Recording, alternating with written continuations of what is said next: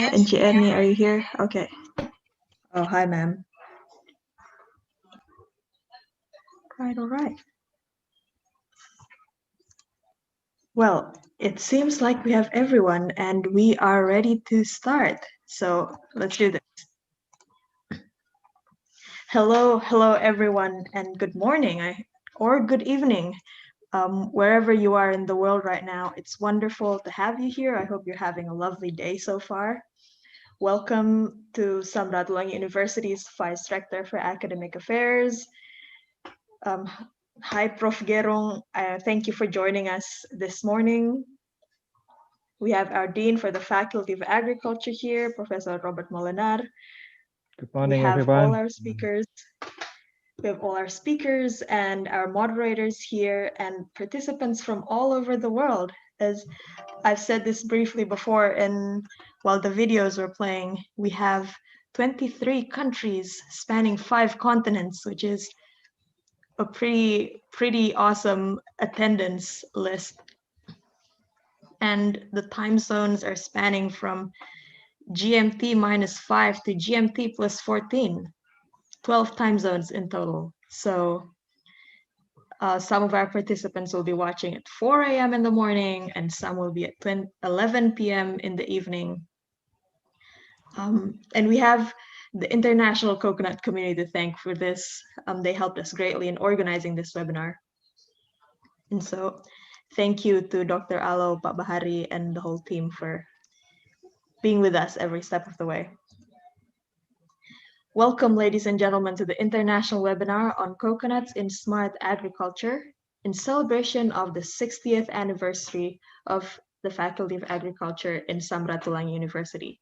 We're very pleased to present this webinar to you. We have a great lineup of speakers, and we hope all of us here can learn a great deal from today's discussions. My name is Caroline Dea Tasrin, and I will be your MC for today. Just a quick reminder to everyone to please mute your mix throughout the webinar, unless otherwise indicated. If you have any questions for any of the sessions, you may either 1, use the raise hand feature in the participant box, 2, type your question in the Q&A box, or 3, type your question in the chat box. So all options open. The link to the attendance list will be shared towards the end of the second session. So please keep an eye out on the chat box for the link.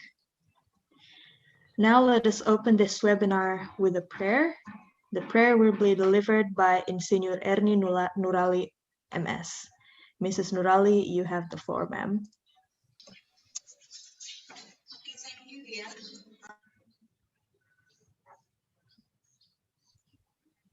Angie, you're still on mute.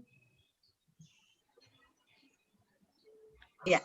Good morning, ladies and gentlemen. You're welcome to pray according to your own beliefs, but please allow me to lead the prayer in Protestant Christian beliefs. Let us pray. Our Heavenly Father, we come before you this morning. We thank you for your blessing and protection in our lives today. Dear Father, today we will hold an international seminar related to coconut farming with the aim of getting ideas for solving various problems faced by our coconut farmers. This way we can divine the necessary solutions for benefit of all. This activity is carried out in collaboration between the Faculty of Agriculture, Sam Ratulangi University, and the international coconut community.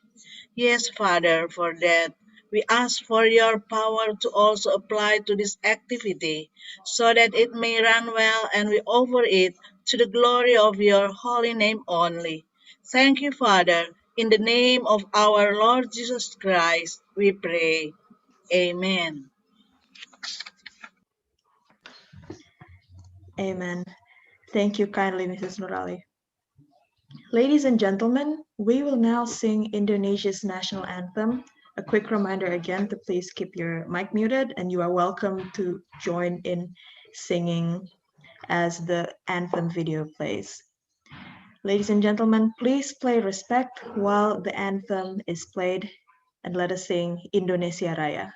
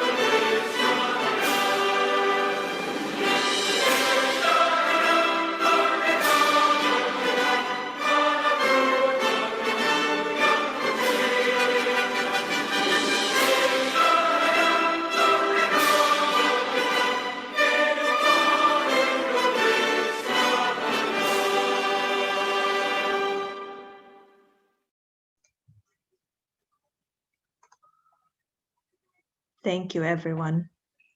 Ladies and gentlemen, let us now proceed to the welcoming speech, which will be delivered by the Director of International Coconut Community, ICC, Insinyur Delvina C. Alo, MSc, PhD. Dr. Alo, you have the floor, ma'am. Thank you, Dea. Good morning, good afternoon, and good evening to all.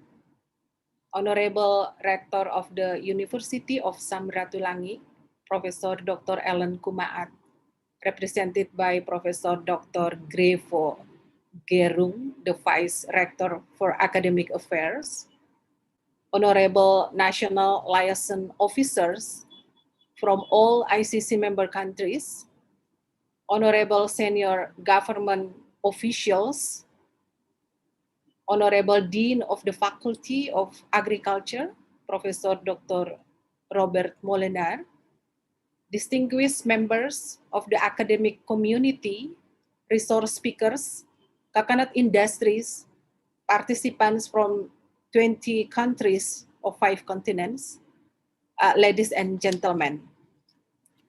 It is both an honor and a privilege to welcome you to the international webinar, Coconut in Smart Agriculture, organized by the Faculty of Agriculture, University of Sam Ratulangi, Manado, in collaboration with the international coconut community.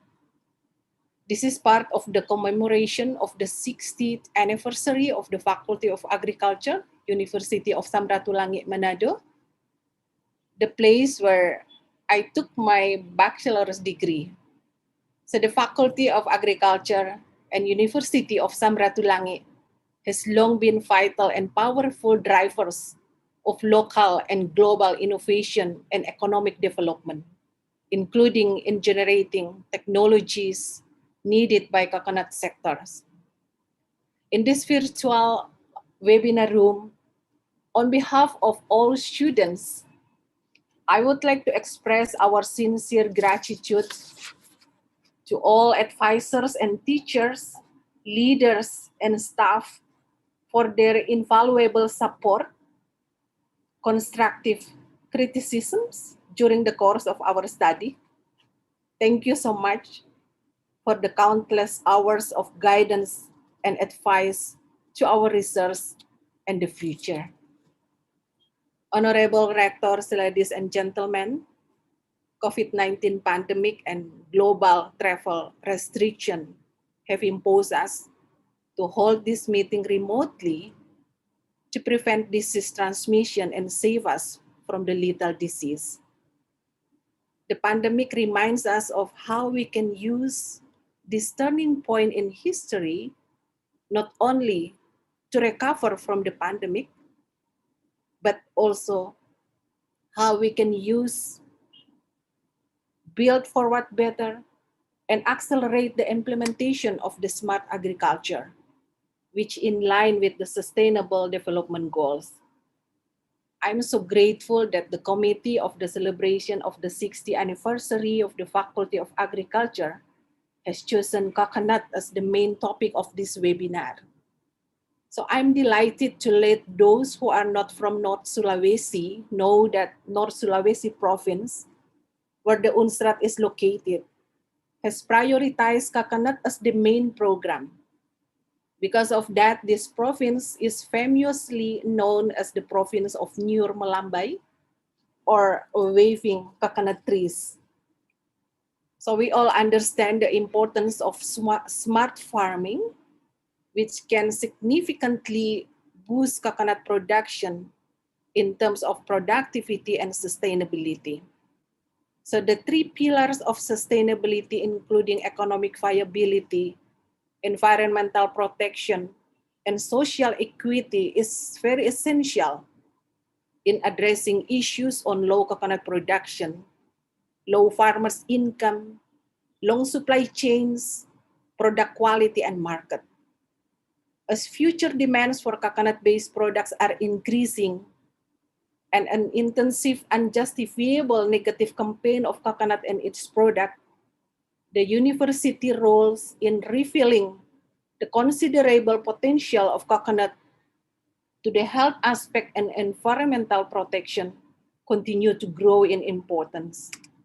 So we hope that more innovation and in coconut-related technologies or products will be generated from the Faculty of Agriculture for the benefit of farmers, industry, and the sustainable development of the coconut sector. Ladies and gentlemen, I believe that by participating in this webinar, we can accelerate the exchange of technologies and ideas and scaling up good practices in the coconut sector. So I wish you all a very successful webinar and a happy 60th anniversary to the Faculty of Agriculture, University Sam Ratulangi, Manado. Thank you. Makasih banyak.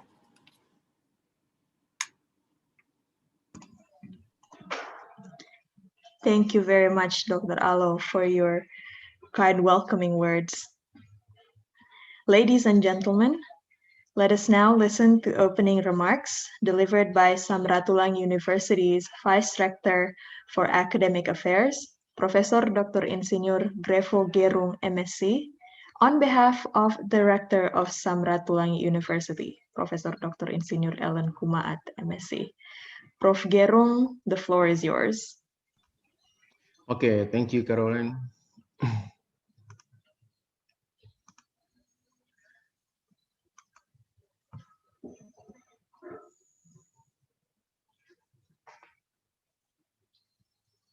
Shalom, Assalamualaikum warahmatullahi wabarakatuh. Good morning, everyone. Good afternoon and good evening. I'm sorry because the rector of the Sam Ratulangi University says something to do, this important thing she has to do to this morning. So I'm here in this webinar on behalf of her. Honorable Dr. Jelvin Alo, the Director of the International Coconut Community, ICC. I believe you was one of the best student in Sam Ratulangi University that time. Thanks to be belonging to the Sam Ratulangi University.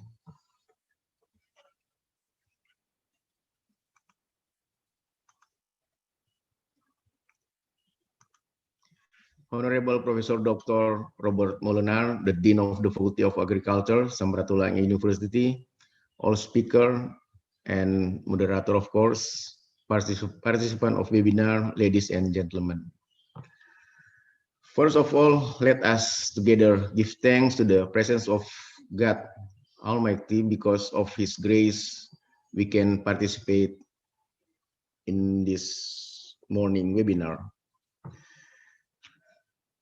We know that almost a year from January or from February for March, we are living together with COVID-19.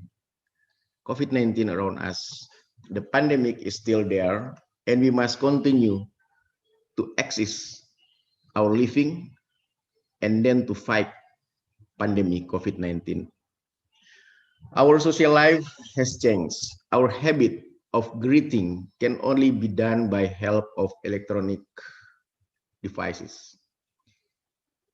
Expression, our smiling, cannot longer because they are covered by mask. Nobody can see your smile. Shake hand, every day we shake hand with each other, now become the source of spread out of the virus. So the main role now is staying healthy in our house, wherever we are. Stay healthy is our goal.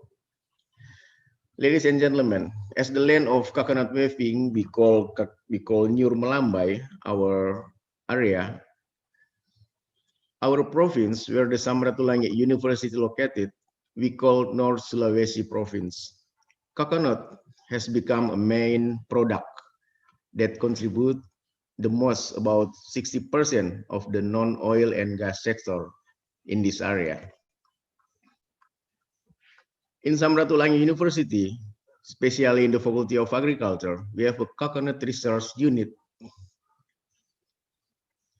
This coconut research unit continues to study and develop technology in nursery, cultivation, and of course, post-harvesting. They working and collaborate with the private sector, and they were supported by the government, and local government, and also the national government. In research toward the coconut startup industry, we hope we can build coconut startup industry. However, of course, we always ready to collaborate with any institution in this coconut field of study. We know well then, and we understand that the knowledge is universal. Knowledge is not belonging to individual researcher and not belonging to one institution, one university, one research institution. But knowledge is belonging to all the institutions. Today, all the participants will follow several presentations on various coconut research topics from Australia, from India, from Philippines, from Vietnam, and of course from Sam Ratulangi University. We hope the knowledge and experience shared by this webinar can be benefit in increasing the insight of all participants. On behalf of Rector of Sam Ratulangi University, I'm really appreciate the effort to conduct this international webinar. The title Coconut in Smart Agriculture, organized by the Faculty of Agriculture, Sam Ratulangi University in collaboration with the ICC. The webinar is held as one of the activity to celebrate the Faculty of Agriculture 60th anniversary. Congratulations for Faculty of Agriculture. Finally, on behalf of Rector of Sam Ratulangi University, I officially open this international webinar. Thank you very much.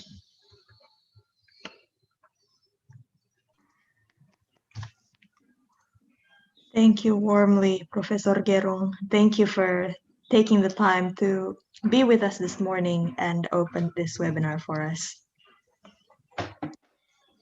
Ladies and gentlemen, without further ado, let us start with the first session for today. This session will be chaired by the Dean of Faculty of Agriculture, Professor Insinyur Robert Molenar, MS, PhD, and will feature 3 great speakers. Let us now give the floor to Professor Molenar. Thank you, Ms. Caroline. Dea, I used to call our MC today.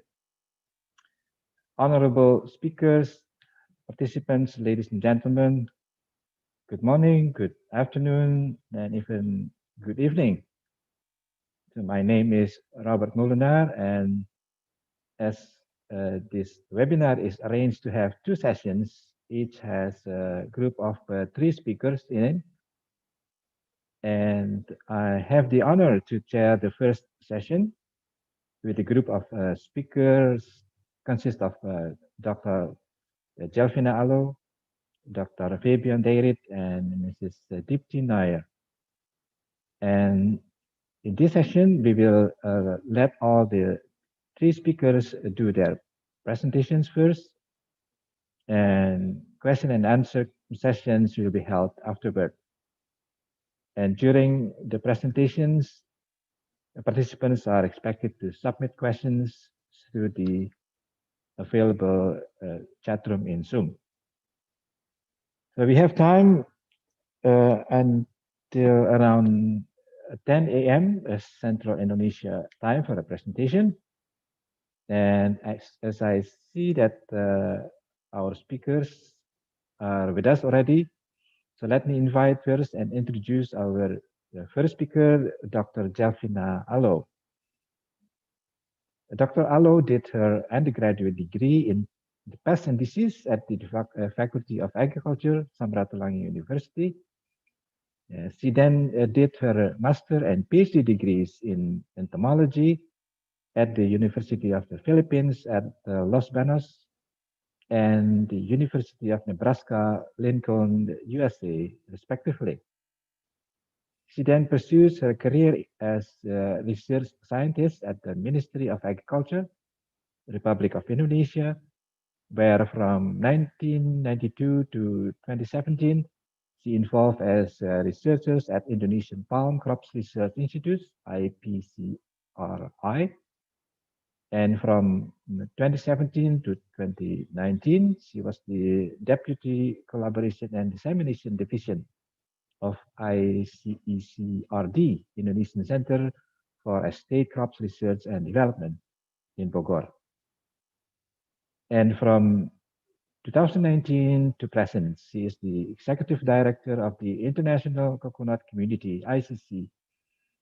And she published numerous articles in journals and proceedings as main author and co-author.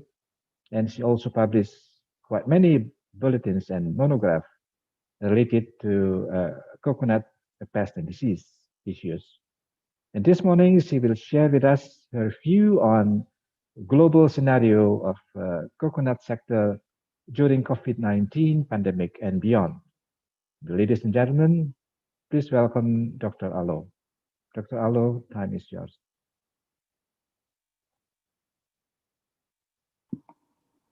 Thank you so much, Dean.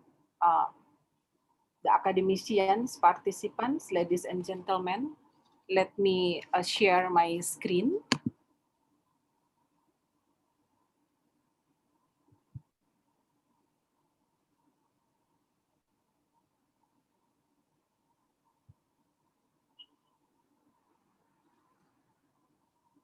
Okay, good evening, good morning, good afternoon to you all.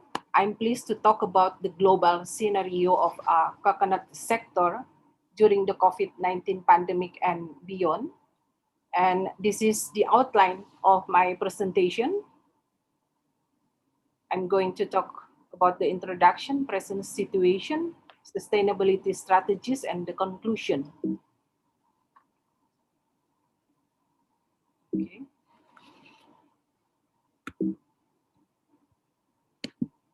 Oh. I cannot move this. Maybe the committee can help me. The technical problem, Mas Bahari. Okay. Sorry. ICC. Okay.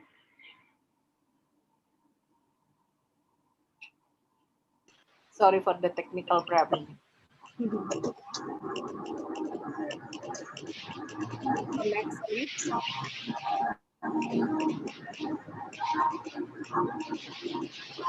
Okay, next, please. So the ICC currently has 20 coconut producing member countries, accounting for over 90% of the world coconut production and export of coconut products. And next, please.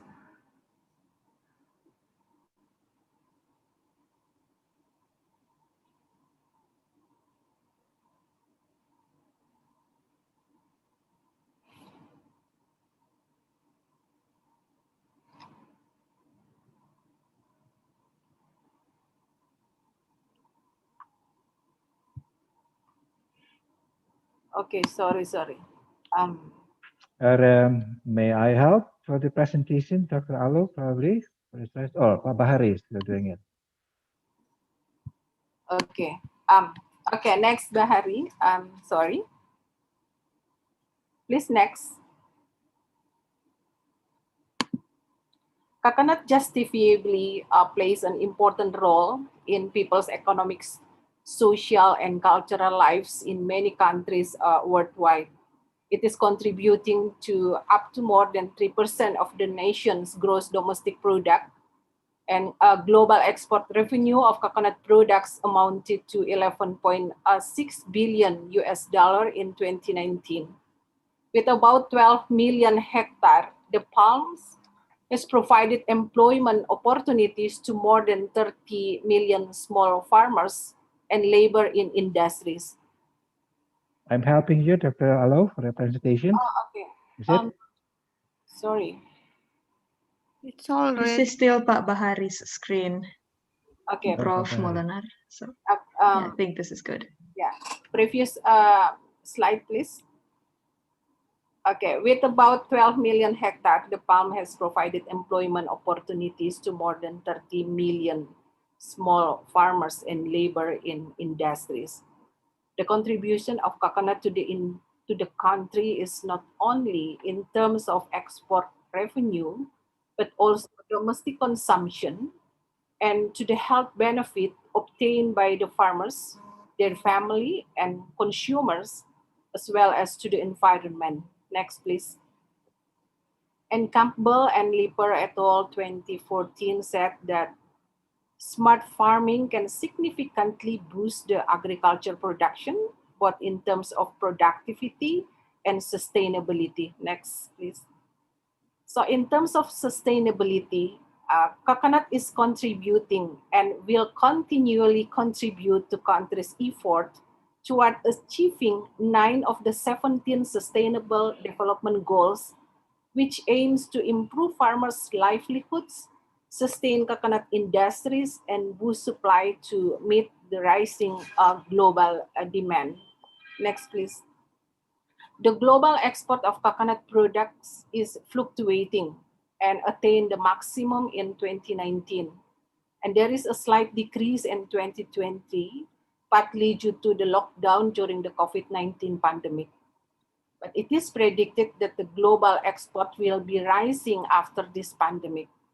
So coconut consumption continues to grow globally, and wide use of coconut in cosmetic, food and beverage, and pharmaceutical industries has driven rapid growth of the global coconut market. And one key challenge is how to increase production sustainably. Next, please.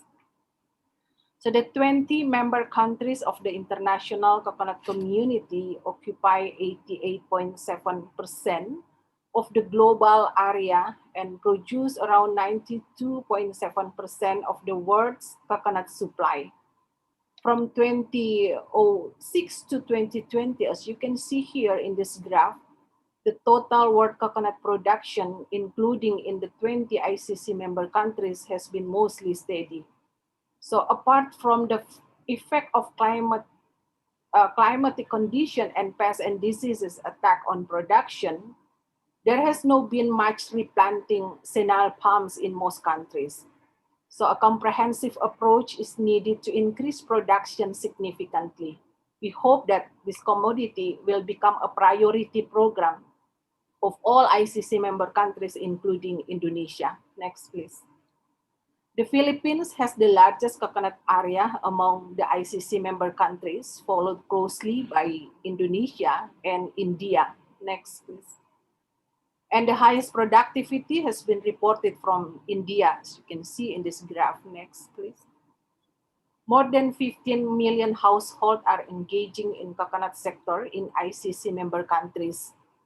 If one family consisted of 4 people, then more than 60 million people depend on coconut as a source of income. So based on data we receive from the member countries, the total unproductive palms is about 175 million palms. This number will be increasing each year if there is no significant replanting program. Next, please. So nearly all parts of the palm, as we all know, serve the human economy, social, culture, and environment. Today, there are more than 100 coconut-based products traded globally and locally. Next, please. And coconut oil, or CNO, continues as the major coconut product traded globally. The Philippines and Indonesia are the main producer and exporters of CNO, contributed to more than 70% of the global supply.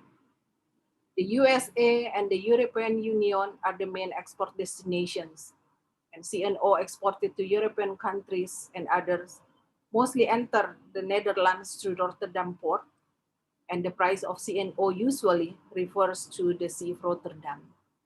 Next, please. So income increases as producers switch to virgin coconut oil production, which has the fast growing market among all coconut products. Next, please. So the crude coconut oil will be further processed by industry to add value to the product and generate various oleochemicals for higher selling price. Next, please. You can see here the CNO price fluctuates widely. The price is now improving. And among the factors that may influence a bullish market in 2020 is an expected lower production and stock of the oil. As we all know that the price of coconut oil is largely affected by price trends in other vegetable oil market, especially palm oil. Next. So from January to July 2020, the Indonesian CNO export volume declined by about 5% against the previous year. From January to July 2020, the export volume of CNO from Indonesia to the USA and the Netherlands, you can see here in this graph, increased, while export to Malaysia reduced by around 14% compared to the last year's export. So based on current forecasts, global utilization of oils would still outstrip production. Next, please. Another meat-based products that is fully developed and manufactured in many ICC countries is desiccated coconut. World demand is over 400,000 metric tons annually from more than 100 foreign markets. And the Philippines and Indonesia are the major exporting countries, with Sri Lanka, Vietnam, and Malaysia also increasing. And the major destination of this product include USA, UK, France, and more. Next, please. So the import demand of desiccated coconut grows at a CAGR of almost 4% during 2001-2019. So actually this is a big opportunity to take advantage of this growing demand.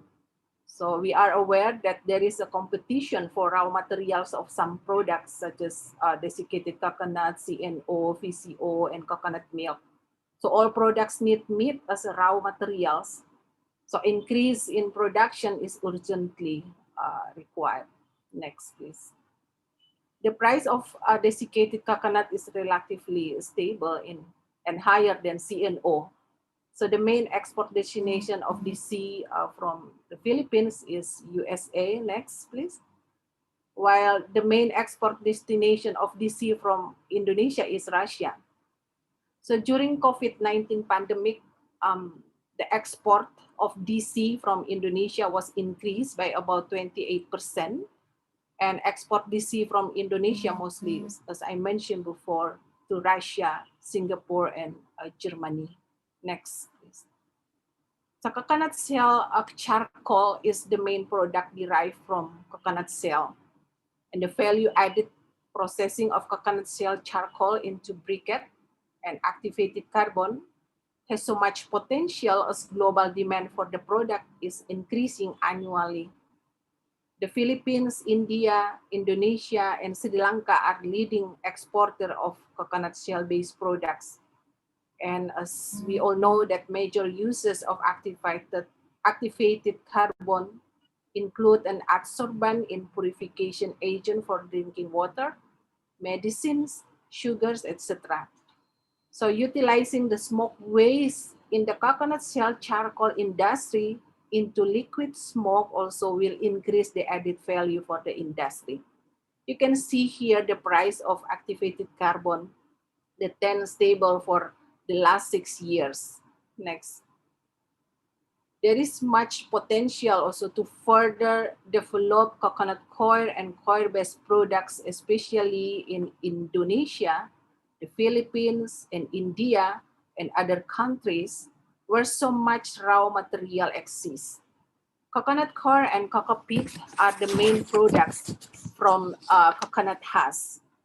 And India, Sri Lanka continues as two major producers and exporter of coconut coir.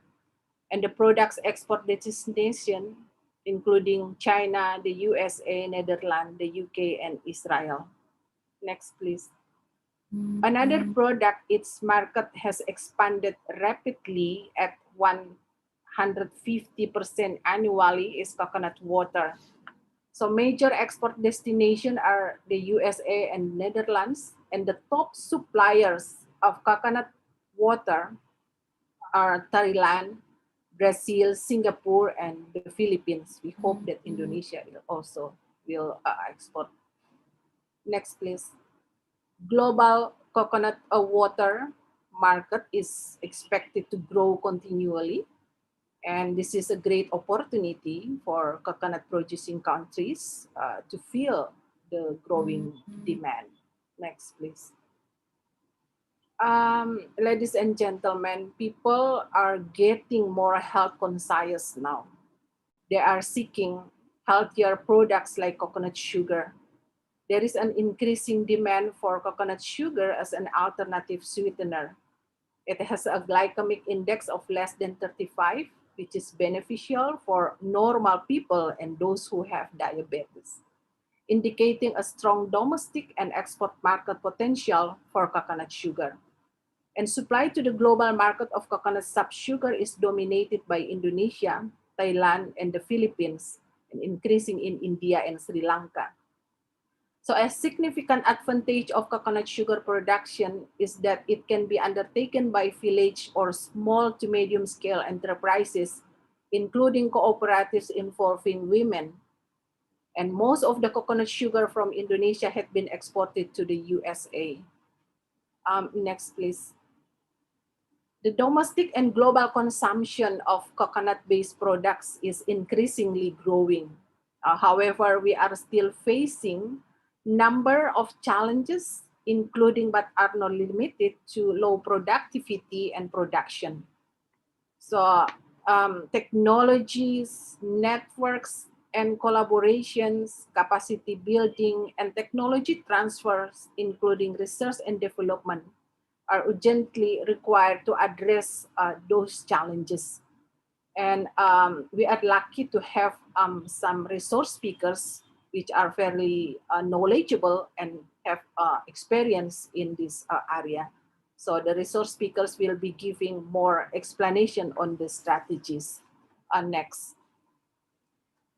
The goal of sustainable coconut development is to meet society's needs in the present without compromising the ability of future generations to meet their own needs. So to make sure the sustainability as part of our main goals, coconut stakeholders need to integrate three main objectives: the ecological protection or a healthy environment, social equity, and economic viability. As we all know that land use in coconut monoculture system is only about 25%. And growing intercrops in coconut plantations with food or horticulture crops or aquaculture between coconut palms, this is not only to produce more foods and agricultural products, which are important for food security in rural and urban areas, and also farmers' income improvement, but also favor the diversity of soil microflora and biological control agents and other beneficial organisms, and to get higher biomass generation. So use of eco-friendly technologies and products will protect the environment and human being. Integrated coconut industry, by processing most parts of coconut, could minimize waste and at the same time improve the income. So another problem in coconut sector is low income of farmers. So mutual synergy between farmers and industry should be maintained. And processing of various coconut edit value products can add income to the farming family. So technical assistance on coconut processing technology, good manufacturing practices, promotion of quality standards, and access to market should therefore be provided. And shorten coconut supply chains, establish MSME, and innovation in terms of technology and products, the consistency in production and quality, job creation, engineering designs, novel product range are some of the essential factors to make sure we get economic sustainability in coconut sector. Next, please. So in conclusion, the outlook of market for higher value products is exceptionally positive. However, the availability of raw material is relatively low. The acceleration of the implementation of program to increase production is a must. And innovative product development, diversification, quality, including research and development requires expansion. And we know that major challenges treating sustainable development of coconut include senility of the palm, pest and disease infestation, and lack of investment in planting. So thank you so much for your kind attention. Makasih banyak for perhatiannya. Thank you. Thank you very much, Dr. Alo. Ladies and gentlemen, Dr. Alo has conveyed to us the status of coconut production, coconut-based products, and their future demands, where she showed that while the demand is increasing, the supply, on the other hand, however, is decreasing due to low and decreasing productivity due to many issues. And for that, she proposed some important strategies to develop technologies to improve productivity while considering the environment, social, and economy to develop a sustainable coconut production system. Thank you. I think I prefer to call you Dr. Jelfina with you, because to me, that's a very nice name and a marketable name one. Say Jelfina. Yeah, I have a weird idea that you must agree if any coconut-based product would like to have that name on their product, such as Jelfina cookies or Jelfina cocoa cookies, something like that. Okay, well, let me now invite and introduce our second speaker. It is Dr. Fabian Deirit. And Dr. Deirit, are you ready?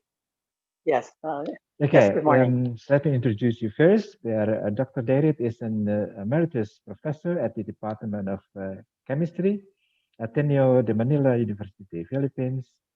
He obtained his BS chemistry degree from the Ateneo in 1975, and his Master of Art and PhD degrees in chemistry from Princeton University in 1978 and 1981, respectively. And he was a postdoctoral research associate at Oxford University, 1980 to 1982, and University of Tokyo, 1993, and University of Minnesota, 1994. He was admitted as an academician to the National Academy of Science and Technology, Philippines, in 2009, and is currently its vice president. In 2016, she was appointed chair of the Scientific Advisory Committee for Health and of the Asian and Pacific Coconut Community, APCC, now expanded to the International Coconut Community. He has published research and papers on coconut oil in the Journal of the American Oil Chemists Society, Philippine Journal of Science, CORD, and Journal of Agriculture and Food Chemistry. In 2013, he wrote the popular book, Coconut Oil, From Diet to Therapy. And he has written numerous articles and given talk on the benefit of coconut oil. He continues to conduct research to improve the quality of virgin coconut oil and the efficacy of VCO against COVID-19. And today, he will be talking on the coconut treasure of the tropics. Ladies and gentlemen, please welcome Dr. David. Thank you, Professor Molinar. And well, thank you, Dr. Justina, for also for this, also the invitation. And well, congratulations to Sam Ratulangi University for having such a distinguished alum. So I'm honored to be invited to talk to you on the topic of coconuts in smart agriculture. Let me congratulate the Faculty of Agriculture on its 60th anniversary. Next slide, please. Next slide, please. Yes. So my talk is going to be in three parts. Previous slide. First, I'll talk about the coconut is a fruit of the tropics. And then the second part will be the coconut as a tree of life and prosperity. And third, the coconut against COVID-19. Just to give you a bit this summary on what is going on on clinical studies on coconut against COVID-19. The first topic is, coconut is a fruit of the tropics. And I'd like to address the question is, why is the coconut so special to the tropics? As you can see here, the 80 million years ago, before the plates separated, the coconut tree evolved. And then as the plates separated, it moved towards Southeast Asia. And that's exactly where we are, Indonesia, the Philippines. And the other plate moved to South India. If you look at the next slide, this is an article, a paper in 2011 by Gunn and co-workers, where they traced the spread of the coconut throughout the tropical world using genetic markers. And they identified exactly these two places, South India and Southeast Asia, as the source of coconuts. So, people were debating, where did it originate? Was it South India or Southeast Asia? And the answer is really, if you follow the tectonic plates, that's where they were, the coconuts were deposited 80 million years ago. So the two geographical origins of coconut cultivation is really Southeast Asia and the southern part of the Indian subcontinent. Next slide, please. The coconut today is pantropic, so it's distributed 20 degrees north and south of the equator. So it's really a tropical fruit. It's been consumed by people in the tropics and the Pacific for many millennia. And if you look at the map, there are about 1 billion people who consume the coconut in 90 plus countries. The coconut is also the most useful food resource in the world. On the left side of that table, you have the products that are made commercially. So you have cooking oil, VCO, coconut flour, coconut milk, cream, water. So these are commercial products. But the ones in finer print are the traditional foods which are made out of coconut. So there are many uses of the coconut, and many of these are not entered into the formal, economic data. So I'll refer to that later. So that each country where the coconut is produced has its own local culinary dish based on the coconut. I think that's important to remember. Next slide, please. Now, the industrial history of the coconut can be traced to copra.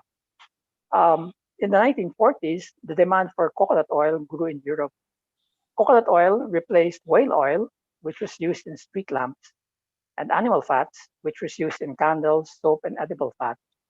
Coconuts were exported in the form of dried coconut wheat, which is called copra. And so copra became the major export product from coconut and was the earliest coconut in the industrial production system.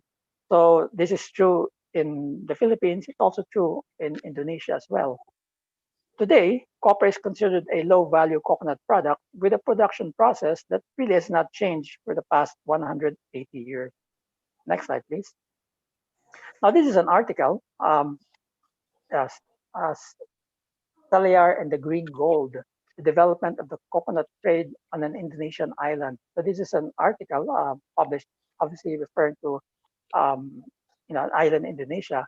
And let's look at the first few sentences of this article. It says, in the colonial period, many Europeans considered coconut a lazy man's crop. For the Indonesian population, however, they were a profitable form of cultivation, especially from the 1880s when coconut European oil and fats industry increasingly started to use copra. So it really traces the start of the industrial use of coconut to copra. It also highlights that Europeans thought that coconut farmers were lazy, and unfortunately, many of us believe them. So we should disabuse them of this notion that coconut farmers are lazy. Next slide, please. So let's go to the second topic, the coconut as a tree of life and prosperity. So we all say that the coconut is a tree of life, but I think the second part of that is it should be also be a tree of prosperity. In other words, coconut farmers should also be prosperous. So the coconut is a sustainable resource, as Dr. Gelfina already mentioned. It is a sustainable resource. Utilization ensures the continued use of the resource into the future, and its environmental impact is actually very favorable, especially if you use intercropping. But we should ensure inclusive economic growth. In other words, coconut farmers must also benefit economically from the coconut. And we have to introduce quality and innovation, as Dr. Gelfina mentioned. Next slide, please. So this is a drawing which you'll find in the internet. So how is a coconut being a tree of life and prosperity? The next slide. So if you look at the coconut itself, this is a list of the products that you can get from the coconut meat, from coconut water, from coconut shell, coconut husk. So really a lot of products. Now the challenge here is converting this raw material into finished products. So even as we talk about coconuts in agriculture, we should also shift to the discussion about coconuts in industry. We should pay more attention to how to industrialize all of these products from the coconut. In general, desiccated coconut is probably and coconut water would be the most product that's consumed as an industrial sort of setting, but the others are not as well developed. Next slide, please. Dr. Gelfina also mentioned products from the coconut sap. There's coconut sugar, there's coconut wine and spirits, coconut sap vinegar, which is different from vinegar from coconut water. And there are biochemicals that you can obtain from the coconut sap. So again, the sap would be another resource. Next slide, please. And if you do intercropping and use the rest of the coconut, then you get, of course, coconut palm leaves, materials. You can get mats and many other products, intercropping and integrated farm systems, and coconut lumber as a sustainable agroforestry resource. I think we should also convince the farmer that if they cut the coconut tree after 6 years, the coconut lumber is really also a product that they can make use of, process into cocoa lumber, into furniture, and many things. And it's certainly much more sustainable than cutting down trees. So next slide, please. This is a list which is, I borrowed this from the international coconut community. In 1993, there were less than 30 products listed, commercial products from coconut. 2017, this has gone up to 100 plus. So clearly, many products from the coconut. Now the challenge here is how to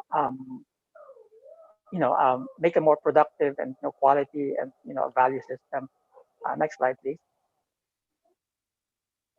So this is a pie chart of the coconut oil versus major vegetable oils 2020. Again, I borrowed this from the ICC, and coconut oil accounts for about 1% of the global vegetable oils industry. It used to be 3% about 5 years ago. So the share of coconut has dropped to 1%. And maybe people would mourn this information. Why is coconut oil dropping in its share of the global vegetable oils market? Now, I'd like to give another perspective on this, perhaps to give some, other aspects to this situation. The next slide, please. So here I'd like to compare the history and context of the coconut versus the other vegetable oils. As as we all know, coconut has a strong historical and cultural links. People who grew up with, people grew up with coconut. It's part of the diet and lifestyle. It has a lot of local and domestic consumption. It is a multi-product, and it is very strong socio-economic links. Land ownership is mainly by coconut farmers, about 90%. In comparison, if you look at the industrial oils, they're mostly transplanted and modified by industrial development. So soybean oil is planted in places where it's really just an industrial crop. Same thing with palm oil as well as canola. And the major product of these crops is really just the oil, different from coconut. Next slide, please. So in terms of production system, coconut is really small land holdings, more than 90% have less than 5 hectares. Traditional social, cultural, economic system, low capitalization, and mainly manual labor. While the others are really agro-industrial, they have an integrated value chain and highly mechanized. Next slide, please. Now, if you compare the nature of the products, we should look at the informal sector, where coconut is consumed a lot in the household and domestic consumption, and does not enter into the the formal economics data. For example, here you can go to any corner, you can get coconut water. Vendors sell coconut water and coconut dish. They make coconut ice cream, and these are not entered into the economic system. And then in the formal sector, of course, we have oleochemicals, we have products in the food industry and cosmetics.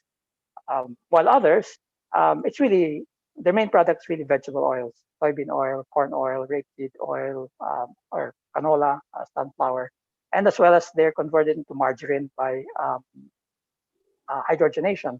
So most of the margarines come from polyunsaturated fatty acids, and of course we all know that that's unhealthy. So the nature of products comparing coconut and others is really different. It's like comparing bananas to avocados. Yeah. So next slide. But still, if we're going to industrialize, at least the products that we do industrialization, we have to create the value chain. The feedstock, the production of the feedstock, the coconuts themselves, do R&D, manufacturing, product development and branding, logistics and distribution, and as well as marketing. So integration really creates more value, and this is what we have to look at. Now, the coconut farmer really just enters the first step. So there are many steps along the value chain that we have to strengthen.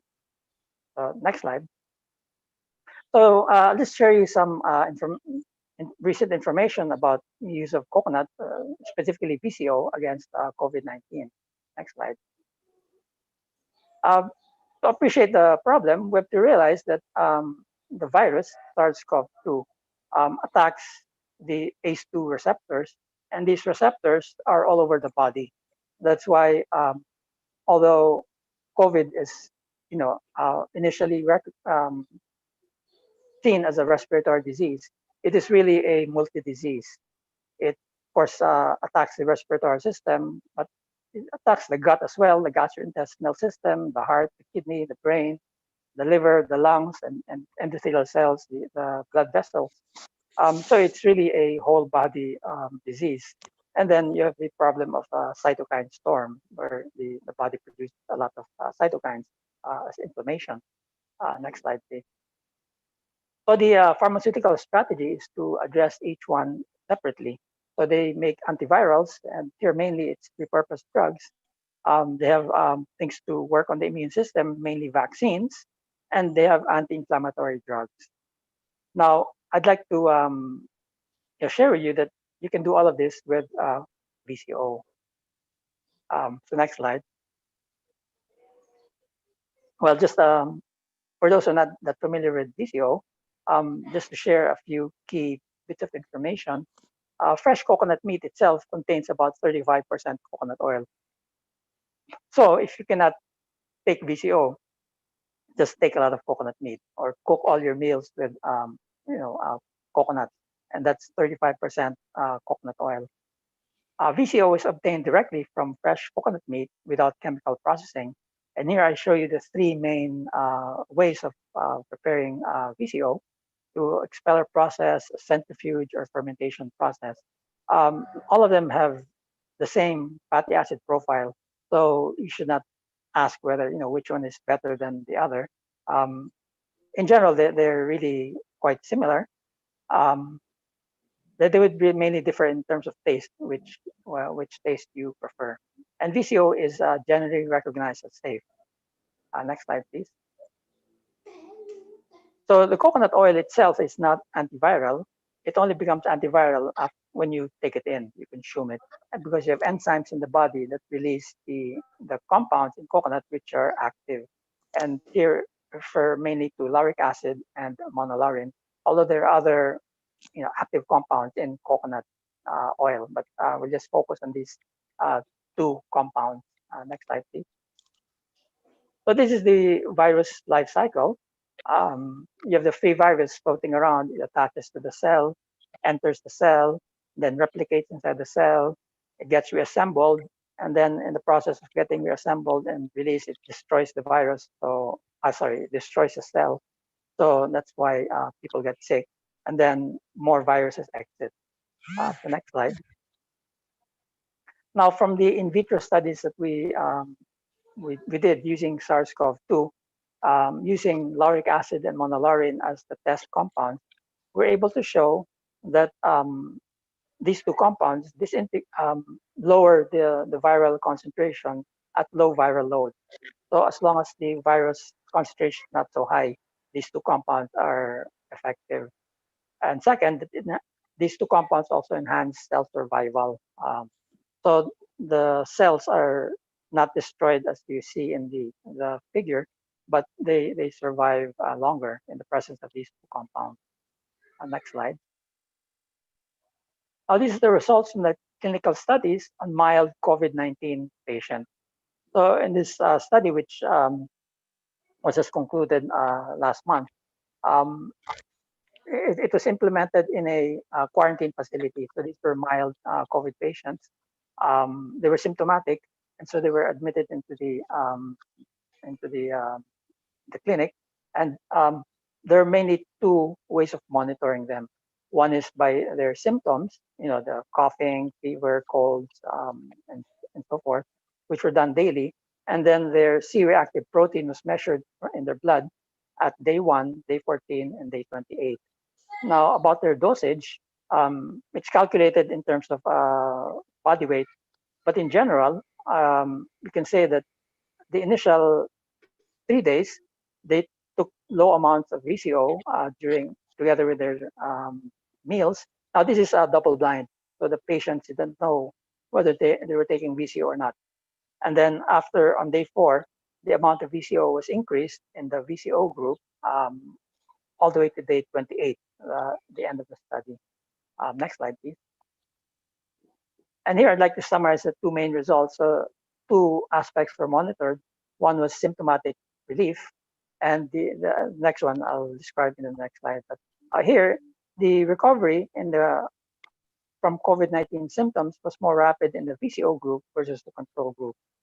So 5 out of 29 patients in the VCO group manifested improvement as early as day 2 of the intervention, compared with only 1 in the control group. Now, it's important to note here that by day 2, they were only taking the small dose, since it was still the minimal dose. Doses increased at day 4. So even with a small dose, already 5 manifested improvement in their symptoms.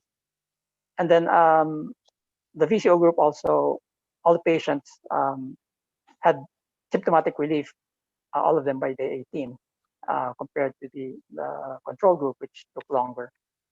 Next slide. Now, this is the data from the mean level of C-reactive proteins in the VCO group, and it dropped much more rapidly compared to the control group.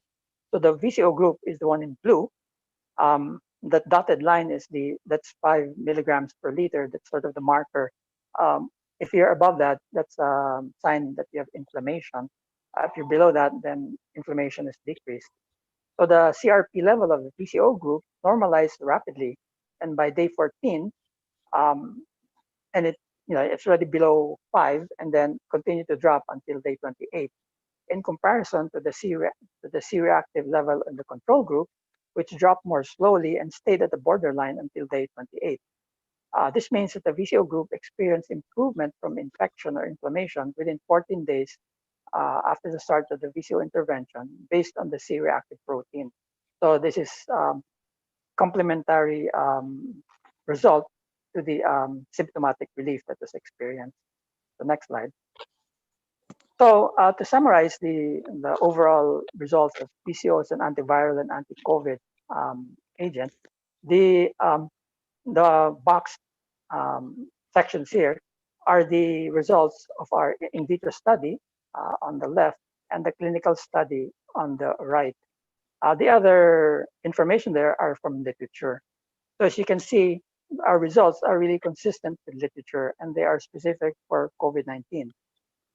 So we are confident that this is a very favorable result, and something we will follow up. And this work was funded by the Philippine Council for Health Research and Development of our Department of Science and Technology, and the VCO was tested by the Philippine Coconut Authority. So the PCA sourced the VCO from manufacturers, and they tested them. So it's also important to make sure that the VCO that you give to your patients are past quality standards. Next slide, please. Now, this is again called an adjuvant. This is a medical term, I guess, which means to assist or is auxiliary. A general definition of an adjuvant is a substance that enhances the effect of a particular medical treatment. Now, there are other sub definitions. There's adjuvant therapy, drug adjuvant, and immunological adjuvant. Now, the immunological adjuvant, if you read the definition, is to improve the immune response of a vaccine. So, in fact, it brings to a suggestion that maybe when people get vaccinated, they take it with VCO, maybe it even improve the performance of the vaccine. Who knows? But the next slide, the other way of describing VCO is that it's a multifunctional food. Well, it's a functional food, but it's multifunctional. Functional food has a particular meaning. It's a food with specific health benefits, and certainly one of the health benefits that we can claim for VCO is that it's antiviral and anti-inflammatory properties. Now, the functional food category you can, I think, propose to agencies based on literature, while the adjuvant you have to do clinical studies on. So either whether you consider it as an adjuvant or a functional food, I think is depends on what you mean. So as the last slide, yeah. So it's really a invitation that the ICC can maybe coordinate a coconut solidarity trial. So as the WHO has its solidarity trial on drugs, perhaps we should do our own solidarity trial on VCO. And of course, the more countries that participate, then the more data we have. So on that note, I thank you all for your attention, and hopefully, we can push coconut further. Thank you.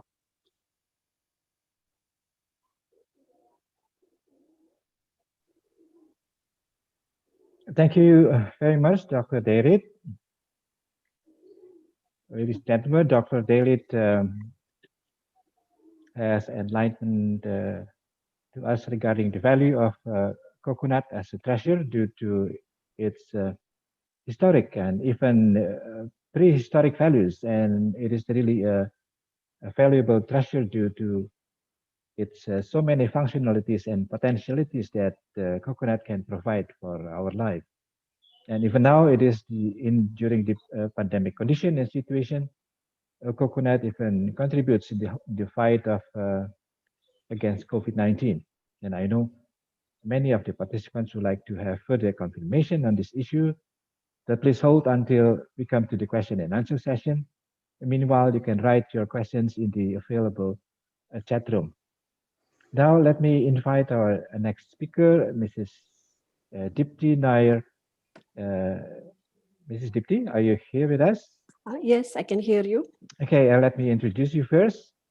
Mrs. Tipti working in the developmental field aside grassroots level farmers since 1997, and she played a major role in establishing the three-tier system for farmer producer organization in India. And she also helps to coordinate the developmental activities related to the integrated development of coconut cultivation and industry in India. Currently, she is working as Deputy Director of Coconut Development Board under Ministry of Agriculture and Farmers Welfare, Government of India.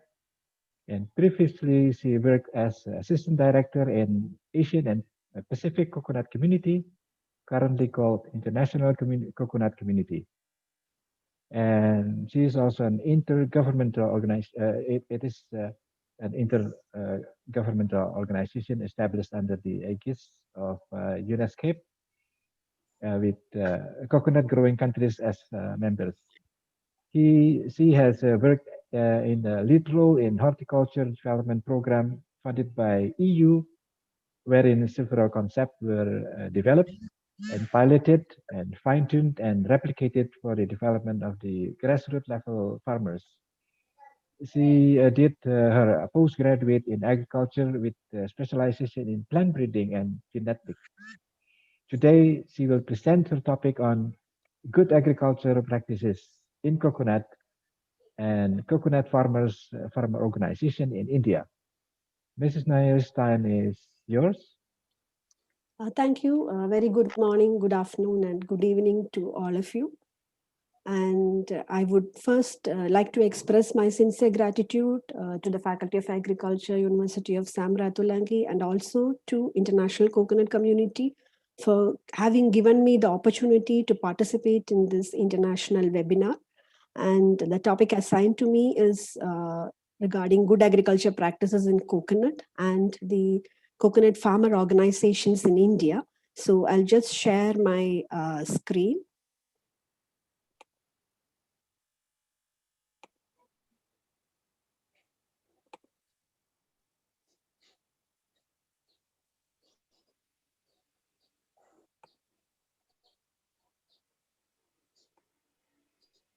I hope it is visible. Yes, you can see it clearly. Yes. Okay, thank you. To start with about sustainable agriculture, I think Dr. Jelfina has already spoken about the sustainable agriculture, so I will not go into depth into that. But good agriculture practices are those practices which will lead to sustainable agriculture, both for social progress, for economic growth, and for environmental protection. And this global scenario also has been explained by Dr. Jelfina, but I just would like to say that coming from India, India though stands third in area under coconut, we are topping the list in terms of coconut production and productivity as per the statistics of ICC for the year 2017. And coming to my topic, good agricultural practices, as earlier two speakers had mentioned, coconut is cultivated mainly by small and marginal farmers. So they are having land area very much less, maybe in India, predominantly less than 2 hectares. And so we have to stress on good agricultural practices in order to attain sustainability in agriculture, in coconut cultivation. And when the land area is very less, we have to reach out to a large number of farmers. That is the major hurdle. And as Dr. Darrit has presented in his presentation, that coconut is cultivated by smallholder farmers, and mostly what happens is that it is not cultivated as a commercial crop. We have been used to coconut, so there's a great relevance in taking these good agricultural practices to the farming community. So I have just listed out a list of good agricultural practices, which I'll be describing in detail. This is a very exhaustive topic, but I'll try to do justice to my presentation. So these are the areas that we in India intervene to take the good agricultural practices to the farmers. The first and foremost is the development of the seedling. Because in the case of coconut, most of the farmers, sometimes the coconut is not really planted. It comes on its own. The nut falls down, the seedling emerges, and it comes on its own.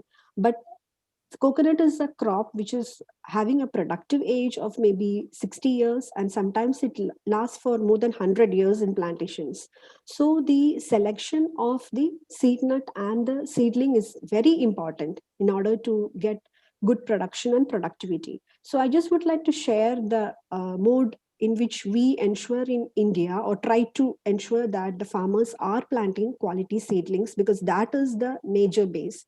So we educate the farmers and provide them idea about how to select a plantation.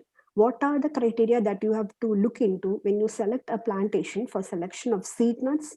And secondly, in a particular plantation, how do you select a mother palm? We in India, along with the Coconut Development Board, the organization that I am representing, we have formed some farmer producer organizations, which I will come into later.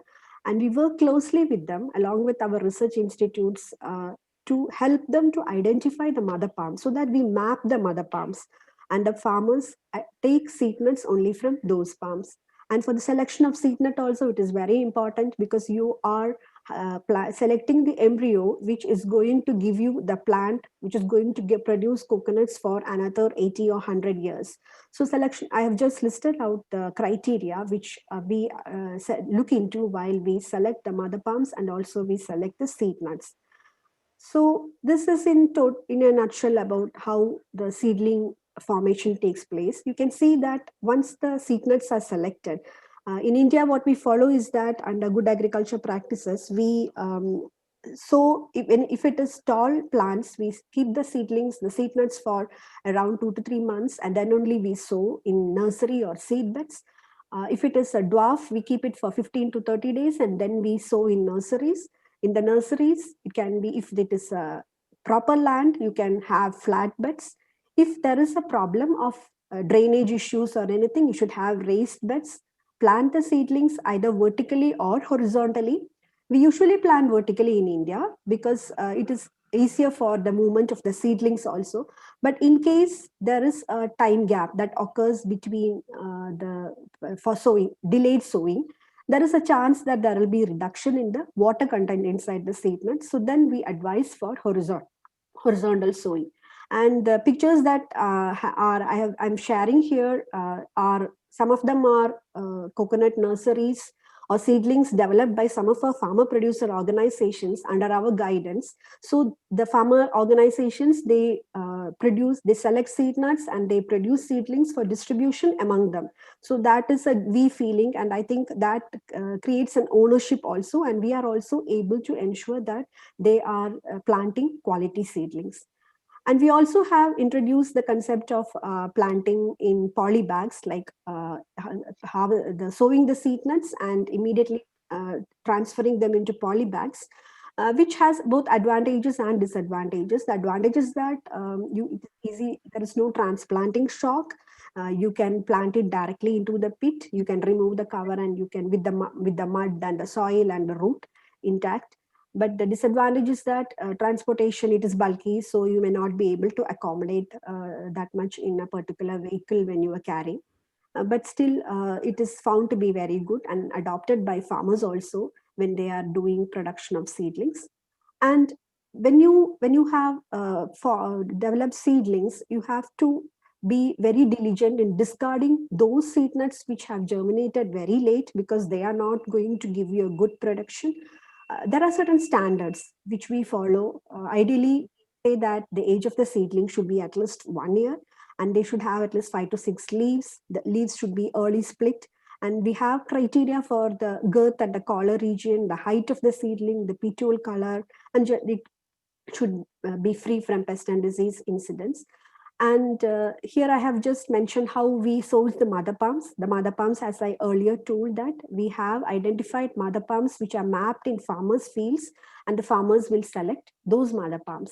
And the system that we follow in India and we recommend to the farmers is pits of size 1 to 1.5 meter by 1 to 1.5 meter by 1 to 1.2 meter, depending upon whether the soil is well drained, whether there is a rocky substratum, and depending upon the soil. So once you make a pit, what you advise them is that fill the pit with topsoil, a mixture of topsoil and organic manure, and almost to about half the depth of the pit, and then only you plant the seedlings, and make sure that there is no soil on the collar region or on the leaf axils of the seedlings, because that is not advisable for the proper growth of the seedling. And important thing is the site where you are having the plantation. At times we get complaints from farmers that I have selected very good quality seedlings, but we are not getting a good yield. So the climate is also having a very important role in our productivity. Like Dr. Darrett has earlier mentioned, coconut is a crop of the tropics, mostly between latitude 20 degree north and 20 degrees south. And they can tolerate a temperature 27 plus or minus 5 degrees Celsius. That is, if you have a temperature which goes very much beyond cool times, maybe some areas may having very low temperatures during the December, the winter periods, that will have an impact on the health of the palm. So you have to be very careful when you select the site for the plantation. A relative humidity of more than 60%. Elevation. Elevation also has a very important role, because maybe coconuts will grow at elevations above 1,000 meters above mean sea level, but the productivity in comparison to the investment may be less. So the ideal choice is maybe 600 meters above mean sea level, but in the equatorial regions, you can go even up to 1,000 meters. And rainfall is very important. Coconut is a crop in which proper irrigation and proper drainage is very crucial for its productivity. So rainfall at a minimum of 2,000 millimeter rainfall in a year, but if it is well distributed throughout the year, then it is very ideal for the crop. And a minimum of 2,000 hours sunshine, that is important in the context that many of the farmers are not having exclusive coconut plantations. Coconut may be growing along with mangoes and jack and arecanut and all. So we have to be careful that it is not in a shady place, because it needs sunshine. A soil should be well aerated. It tolerates salinity. Maybe you all know most of the coastal areas we have coconut plantations, and it tolerates a pH from 5 to 8. So these are things that you have to be careful when you are selecting the site. If you're going to invest in a new plantation, these are the points that you have to take into account. And for productivity improvement, apart from the seedling selection, for productivity improvement, what is the variety that you want to plant? That also is very important, because when you talk about sustainable agriculture, you have limited land space and you have limited resources, and using that resources, you will have to undertake production to provide nutritional security, food security, not harming the environment. So in India, we have around 49 improved varieties with high yield potential, some having a resistance to abiotic stress, some suitable for tendernut. Another 29 improved varieties have been released by our research institutes, which are suitable to different agroclimatic zones. And we also have around 20 hybrid varieties, which are combinations of dwarf into tall, tall into dwarf, and also tall into tall. So productivity is very much closely related to the varietal characteristics, the inherent genetic capacity. So this is also a factor that the farmer has to take into account while deciding. And another thing is that the nutritional point of view. There are the main nutrition that coconut needs, apart from nitrogen, phosphorus, potassium, magnesium and boron micronutrients are also very important. So we have to be very careful. We have to be planning the nutrient management in coconut. And we advocate for more use of organic manures like vermicompost. The Coconut Development Board, what we do is that through the farmer organizations, we provide support for making vermicompost, so that we provide a support, or even coir pit compost, so that in the farmer's field itself, they make the compost and they apply it to the palms. And the advantage of these organic manures is that, as you know, it livens the soil. It is said that the soil is full of microbes, and number of soil microbes in 1 acre of a soil, the soil scientists say that it is as big as 2 elephants. So the more the number of microbes in the soil, the more environmentally we are preserving the soil texture, structure, and organic matter. And these are some of the deficiency symptoms that we usually notice. I just put it because usually when farmers see yellowing in a coconut palm, it can be due to many reasons. We have to check how that yellowing has come, and only then we will be able to give the nutritional supplement. And in India, we have a system where we have a established system for analyzing the soil health. The farmers are issued a soil health card where the farmers can test the soil. I would advise that you should do the soil testing in your plantation at least once in 3 years, so that you know what your soil consists of, whether any major nutrient or micronutrient is lacking. And here we have district-wise digital soil maps, which will give you an idea about how the soil profile is being. We also have mobile soil labs where the farmers can take their sample to and get the samples tested.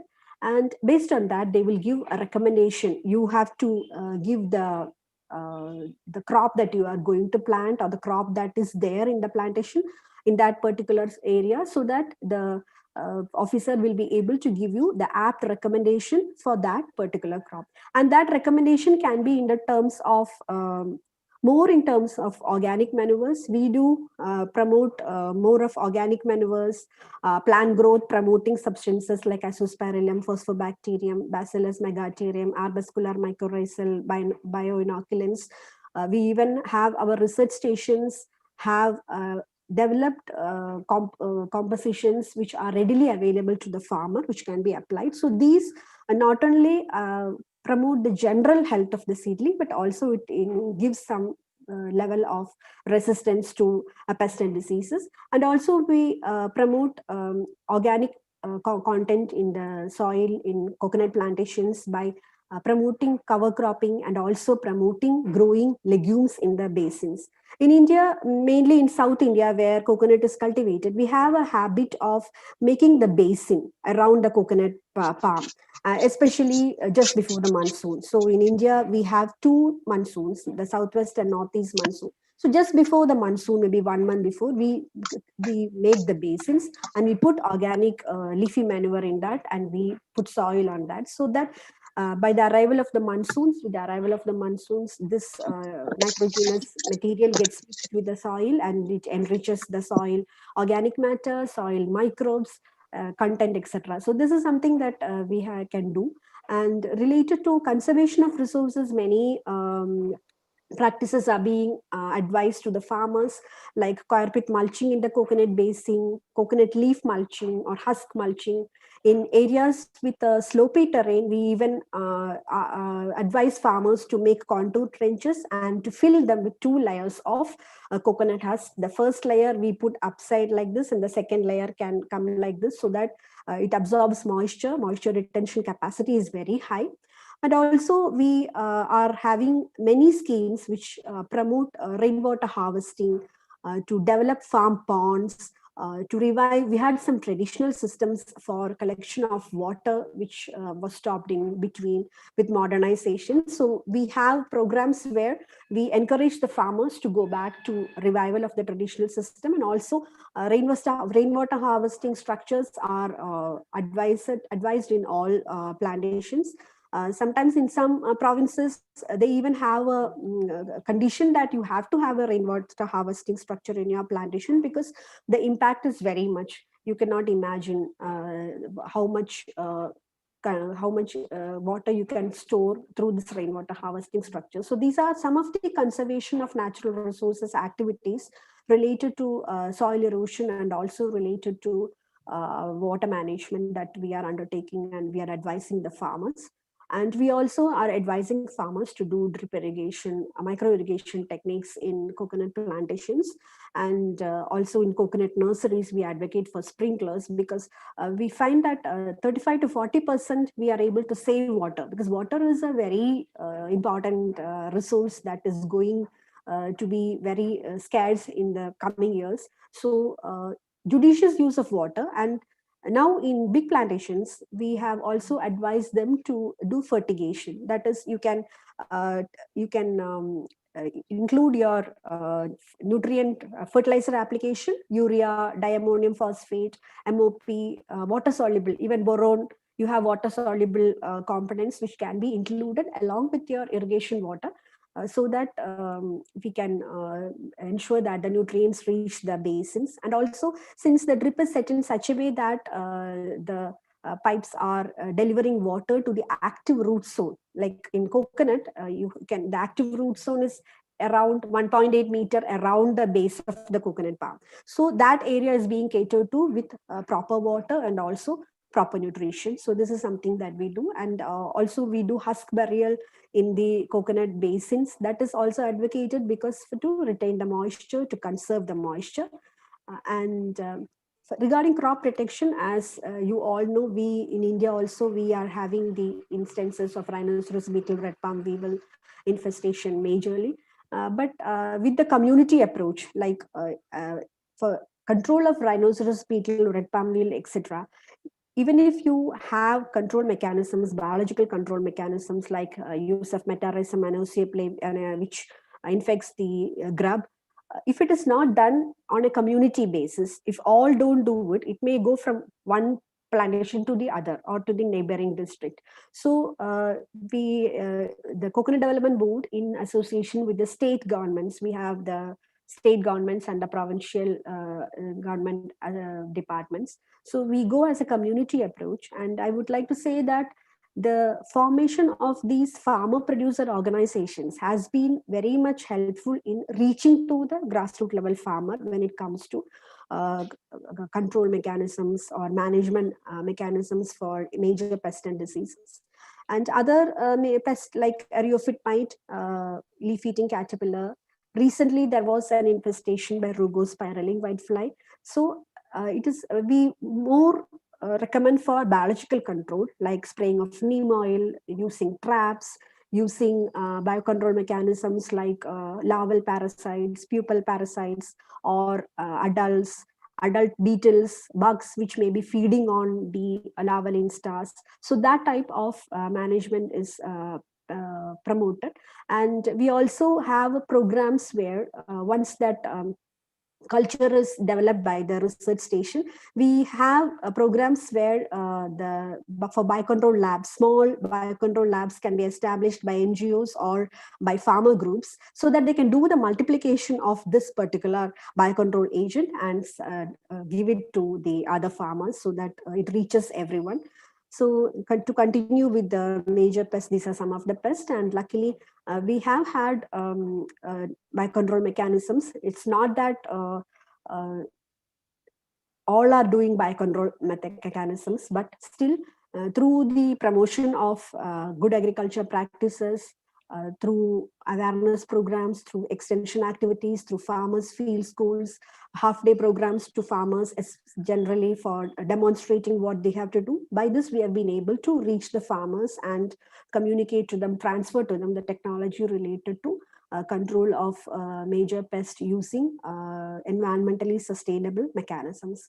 And these are, as usual, some of the diseases which are prevalent in most of the coconut growing countries. We also have the problem of bud rot, especially since the coconut growing regions, major regions, receive very good monsoon. So what we advocate to the farmers and the farmer groups now, what we do is that just before the monsoon, we clean the crown.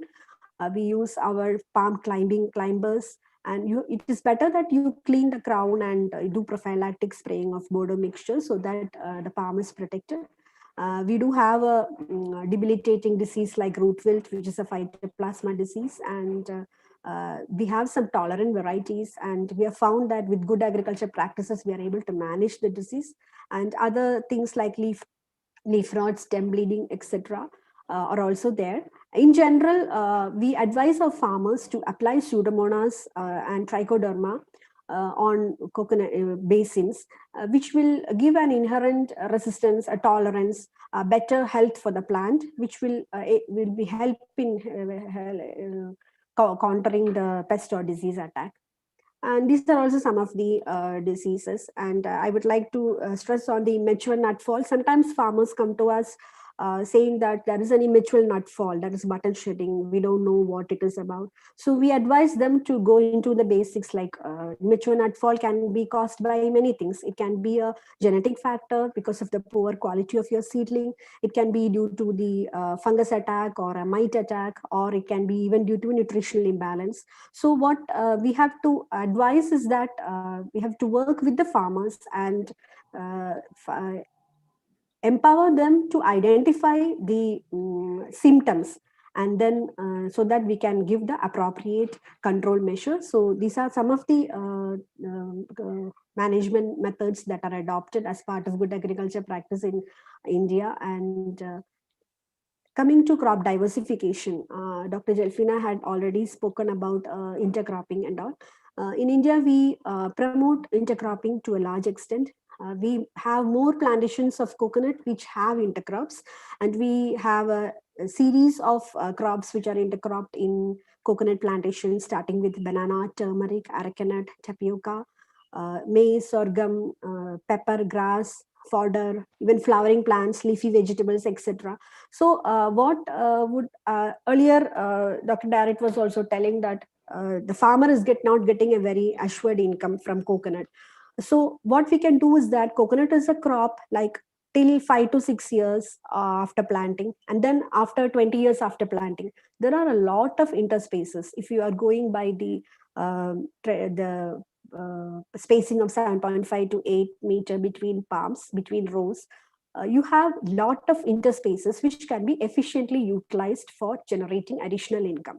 And it also adds to the green matter into the soil. It recycles the green matter into the soil, making it more nutrient rich, allowing for more microbial activity. So intercropping, coconut being a very friendly crop for intercropping and mixed cropping, crop diversification is promoted very much by. And we also promote high density multi-storied cropping system. That is, in the first photo, you can see that you have pineapple and leafy vegetables along the edges. You have pepper trailed onto the coconut palm. You have banana. You can have cloves, nutmeg, cinnamon. So one thing what we advise the farmers is that if you are planning for a multi-storied cropping or a multiple cropping in coconut, you have to have a spacing of 10 meter by 10 meter, so that you can have the perennials also along with it. So you have good yield. Having intercrops and multi-crops also complements to the yield of coconut also. You have you can increase the production and productivity of coconut also, and the cost of production is also less than the individual thing, but you will be able to generate more returns from the crop. And crop diversification, this is also mixed farming with animals, poultry, pisciculture, because in this era of sustainable agriculture, it is very much important that we utilize the resources judiciously for production of food for the global community. So in that way, having mixed farming not only adds to the food production, but also it enriches the soil, it enriches the soil microbes, it adds to the organic matter to the soil, and there is a very good interaction between the components in a positive manner. It also adds to the soil mass. And related to how do we just mentioned about what are the good agriculture practices that you can adopt in coconut plantations, but being developmental workers or scientists, we sitting and saying about that would not help, because it has to reach to the grassroots level farmer who may be having a homestead with just 10 palms, or who may be a person who is having 2 hectares of land, or maybe a big farmer who is having more than 10 hectares of land of coconut plantations. So how we reach to them is we do have specific seminars or workshops, national level, state level, district level, block level, and more important, now we concentrate through the farmer producer organizations. And we do have training programs where we train them. We even give managerial trainings. We give training on skill development also. There is a problem of dearth of laborers, dearth of people who are skilled in undertaking farm operations. And also we have some demonstration farms which are run by the government, like from Coconut Development Board, where we demonstrate all these good agriculture practices, and the farmers are taken on study tour or visits to see and believe that, look, if you go for such good agriculture practices, you will be able to get a better returns. And we also have these demonstration plots in farmers' fields, because one farmer is having a demonstration plot means the other farmers will be, there is a more acceptability of the results of that particular demonstration. So that is how we try to do this extension and transfer of technology.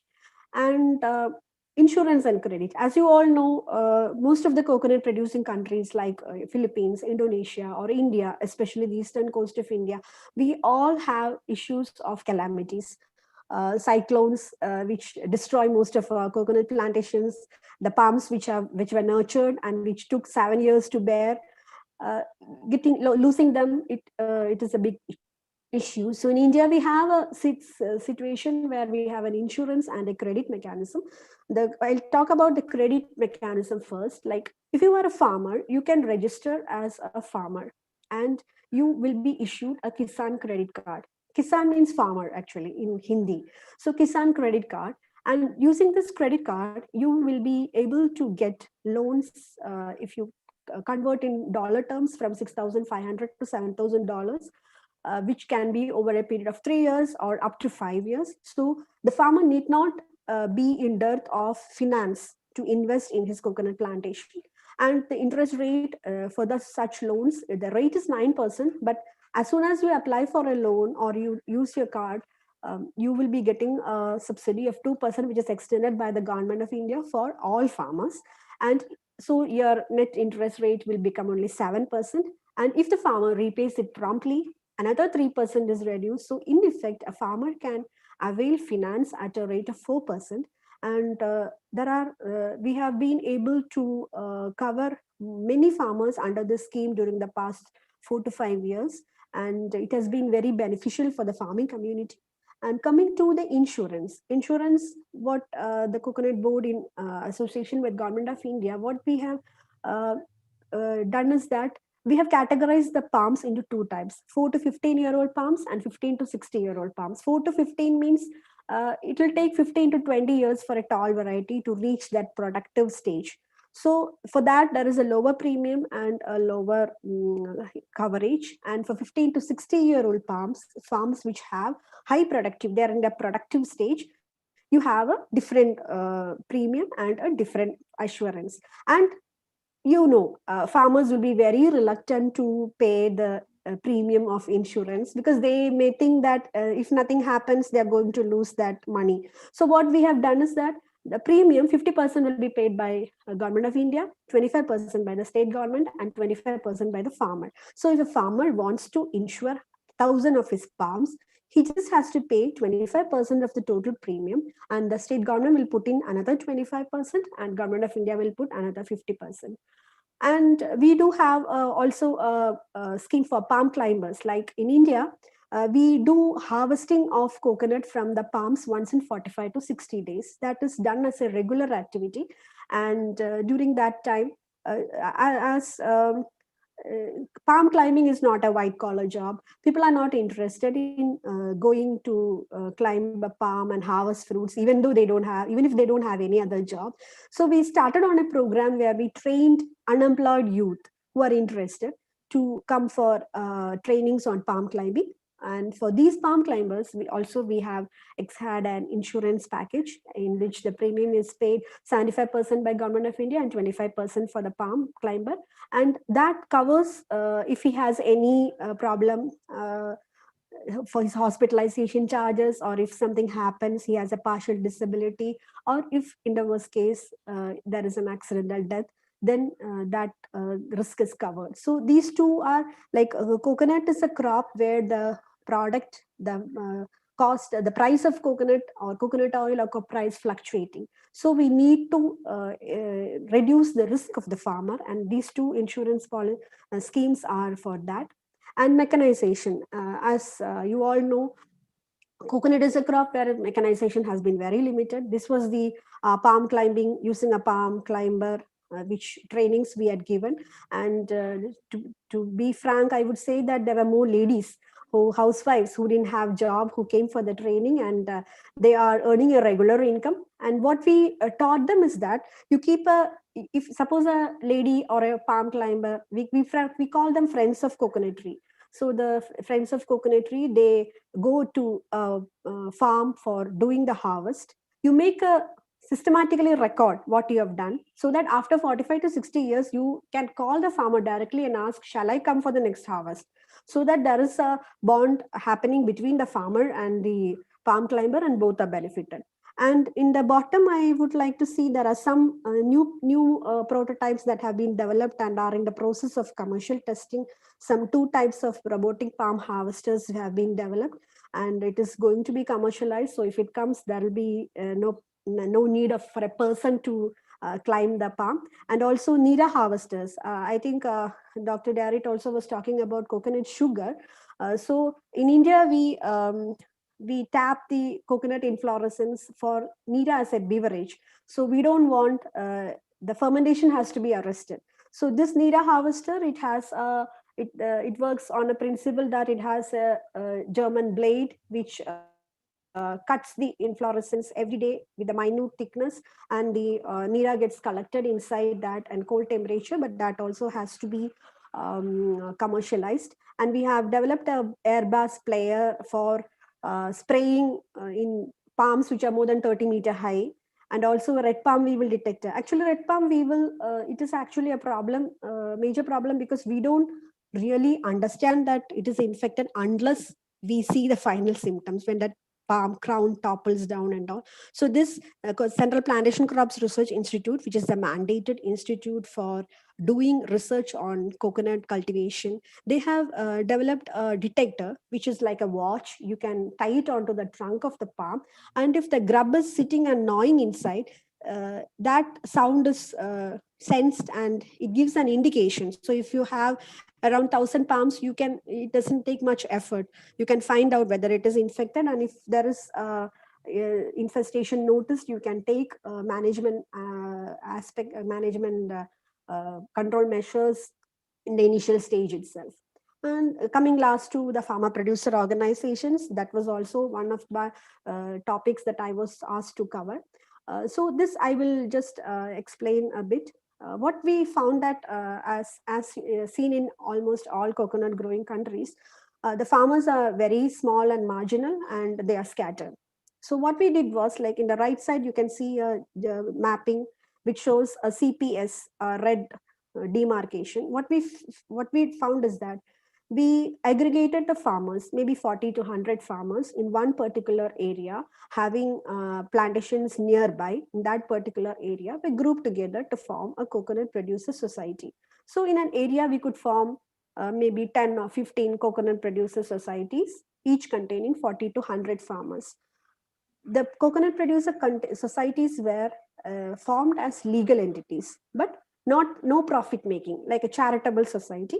And what they could do was, they could like collective purchase of inputs, doing harvesting together, planting nursery, undertaking production of vermicompost, doing copra production in a small way, or even marketing of the tender nuts for the people, direct marketing, so that the remunerative benefits reach directly to the farmer. It can be given to the farmer. So that was the aspect of the coconut producer societies. So once the coconut producer societies were formed, I would tell you that this was not an easy task for us. We had to reach out to the farmers, and we had to educate them and empower them. And once we got their trust, then it all fell into place. And the next tier was some 10 to 20 coconut producer societies in a particular region federated to form a federation. And in that, there will be around 1 million palms. So the federations can think of a bit more higher level of activities, like they can do copra production, or do defibering units, or aggregation of coconut for the market, even do some minimal processing of coconut. and generate a better price. So what we did was, on the cultivation aspect, we aggregated them together so they can do some cultivation activities together, even if it is spraying some biocontrol agents, they can do it together. The impact was also great. And in the third level, we had the coconut producer companies. These are actually private limited companies, which are allowed under a certain act in India. So they will be having around 1 million palms, and they go in for the real value addition activities like desiccated coconut or coconut oil units or the NIRA processing units. So what is done is that the coconut producer society at the lowest level, they can aggregate coconuts, they can give it to the federation can make copra out of it and give it to the company, and the company can make coconut oil packed in branded coconut oil, and they can market it, they can even export it. We have coconut producer companies because they are owned and run by the farmers themselves. They have issues because they are not used to this business, they are not used to this managerial things, but we try to support them. We provide them leadership trainings, we provide them managerial trainings, and we are very happy to say that around 34 coconut producer companies have ventured into value addition, established processing units, and some of them have even started exporting products to the global market. So this is in a nutshell about farmer producer organizations. They are still in the nascent stage. They need a lot of hand-holding support, and Government of India has also declared farmer producer organizations as the need of the future, and has devised some schemes to promote farmer producer organizations in a way that provide them support for undertaking their activities so that they emerge victorious. And the benefit is that whatever is realized as value for the product, it is reaching directly to the smallholder farmer without being divided between the many intermediaries in the supply chain. So we have around 67 coconut producer companies, out of which I told 34 of them have started on value addition in a big way. And that is farmer producer organizations are the need in the future if we really want the farmer to be getting the benefit of cultivation. And I think that is all. I hope I haven't taken much time. That was an exhaustive topic, and I just brushed through what we have done, we do as part of good agriculture practices in India. Thank you very much. Thank you.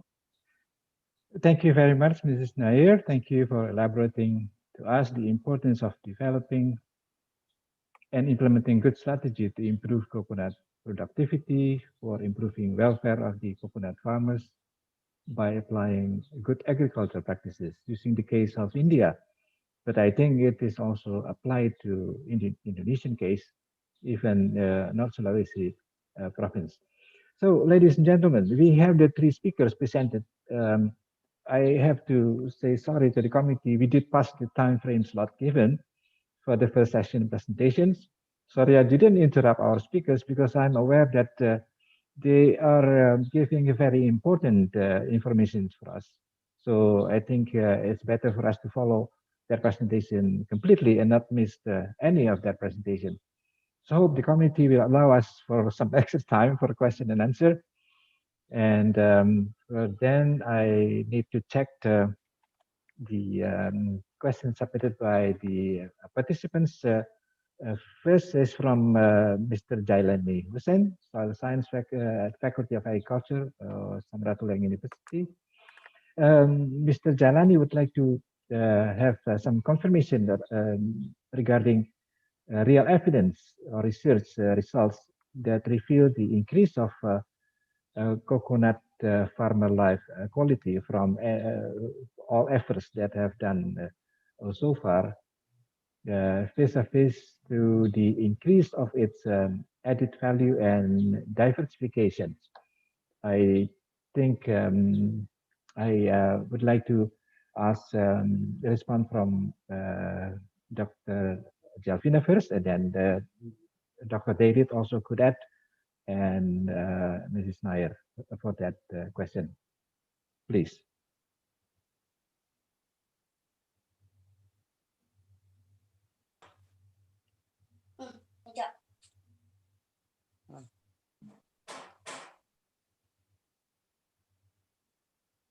Hello, Dr. Jalvina? Or probably Dr. David could respond to that first before Dr. Jalvina. Please, Yes, Dr. Vidya. can you please repeat the question again? Mr. Jalani would like to confirm for any research data that reveal the increase of coconut farmer welfare, life quality, by the increase of the added value of the diversification of coconut products. Well, perhaps Dipsy is in a better position to answer that, and Dr. Jalfina. So perhaps I'd like to pass the question to Dr. Jalfina or to Dipsy. Yeah, Dr. Jalfina is not ready yet. Probably Dr. Dipti Nair to respond to that question. Thank you. Yeah. Increase in coconut farmer life quality happens when he gets a remunerative, the returns that he gets reaches him.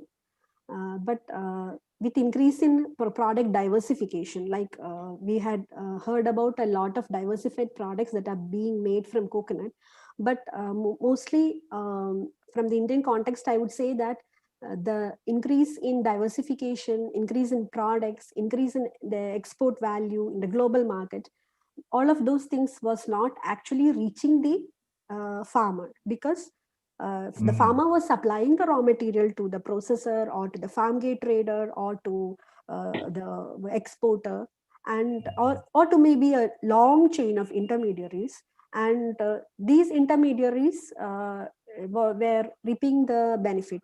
So it was under the realization of this that in 2012-13 in India we started for aggregation of farmers to form these societies and all, because if 40 farmers join together to market, not do any value addition but just market their produce, what happens is that that group has an more bargaining power, more power to interact with the trader or with the processor or with an exporter, or even for a processor. The processor may not be interested to have individual license with individual farmers.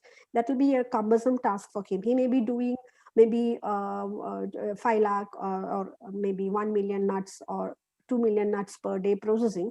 And if you have an organization of farmers where the nuts can be aggregated, he can supply directly to the processor. What happens is that the intermediary may be collecting from 100 farmers, compacting that whole product, and he may be supplying to the processor.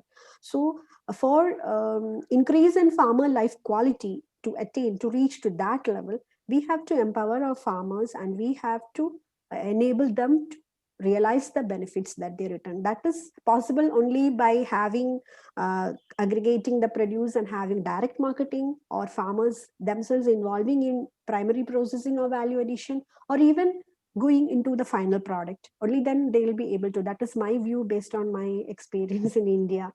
Yeah. And then the farmers should not do it individually. It should be in an organization of the farmers. Yes.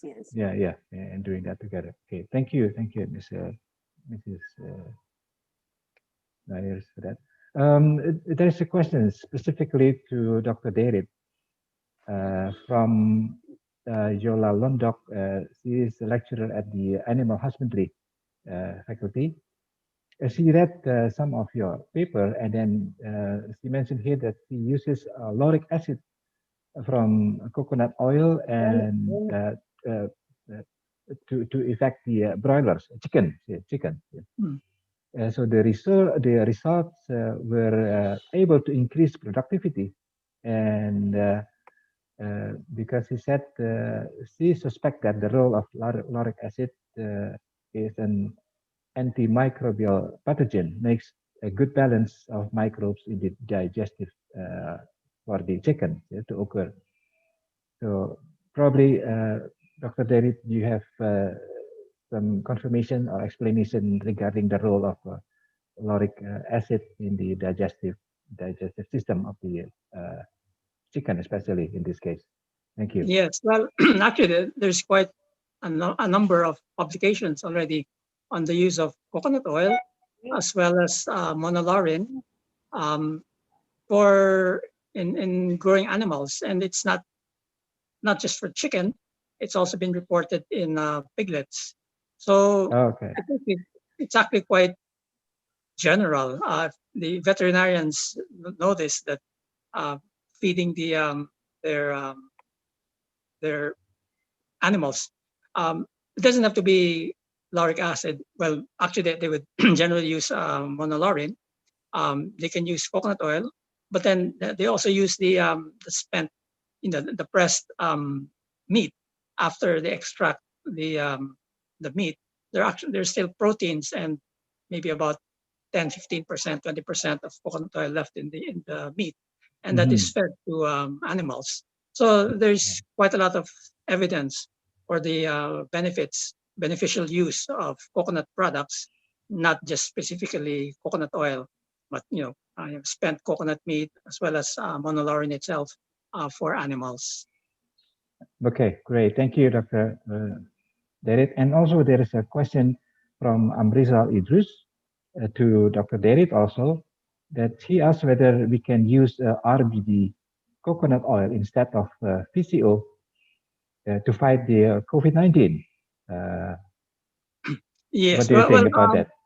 Well, on the basis of the hypothesis that it's mainly we're taking advantage of the lauric acid content, certainly RBD can also be used. You can use it for cooking, so stop using other oils. But if you're going to recommend, intake, of the oil itself, VCO, of course, would be more palatable to people than taking RBD. But certainly, if you just use coconut oil and not any other oil, then you're also one step ahead. Okay. Yes. That PCO is more effective, than RBD in doing that function. And also to Dr. Derit, there is a question from Janita Sirin. It's about the origin of coconuts. Any update of the supersized coconut variety from the Bikini Islands? Oh, I don't know the details of the varieties of coconut. Well, what I've learned is the origin of the coconut tree itself, the palm, and how it was distributed to Southeast Asia and southern India by the movement of the tectonic plates. I'm not a botanist. I don't know the details about varieties of coconut. Perhaps Dr. Alo or Deepthi would know more about the agricultural aspects of coconut. Yeah, I would like to add to Okay, that please, he's asking about the supersized coconut variety in Bikini Islands. Actually, there are many local cultivars, like region-wise, there are varieties which are showing very good size, maybe good water content, good meat content. So that may be the genetic nature of that particular cultivar. Like for instance, in Sri Lanka, we have the king coconut, which is in very demand as a tender coconut for water, and it's a big coconut. So it may be a genetic character for that local cultivar, the inherent to that particular region. Maybe Jelfina would like to add. That is what I feel. Okay, please, Dr. Jelfina, if you have something to add on that issue. Can you hear me now? Yes, we can hear you clearly. Yes. Sorry about Yes, that. yes. So I just want to add some what you call response to Mr. Jailani's questions. So theoretically, thank you for Deepthi for the very complete explanation on that. But I just want to add a little bit about theoretically when farmers develop value-added products that might get more income than just producing copra or other low value products. So however, this is a challenges for all of us, including ICC and Faculty of Agriculture to do more research and provide scientific evidences as well as economic analysis on that. So, and I think I mentioned before that we need also to seek some mutual synergy between industry and the farmers, because it is not easy for the farmers to compete both in local and global markets. So I think we have to improve that mutual silence. Yeah, thank you. Yeah, thank you, Dr. Jalvina. I actually would like to accommodate some more questions from the audience, but it is a time that limits us in this question and answer sessions. So I have to end this session because there is still the second sessions that is no less interesting with this first session. So for that, I would like to thank for all the speakers and participants who participated so that this first session could run well. Thank you very much for your extraordinary ordinary presentations and all participants for joining this first session. So by that, then I return the time to Caroline, our MC. Thank you. Okay, thank you. Thank you, Professor Molinar, and thank you for moderating this session.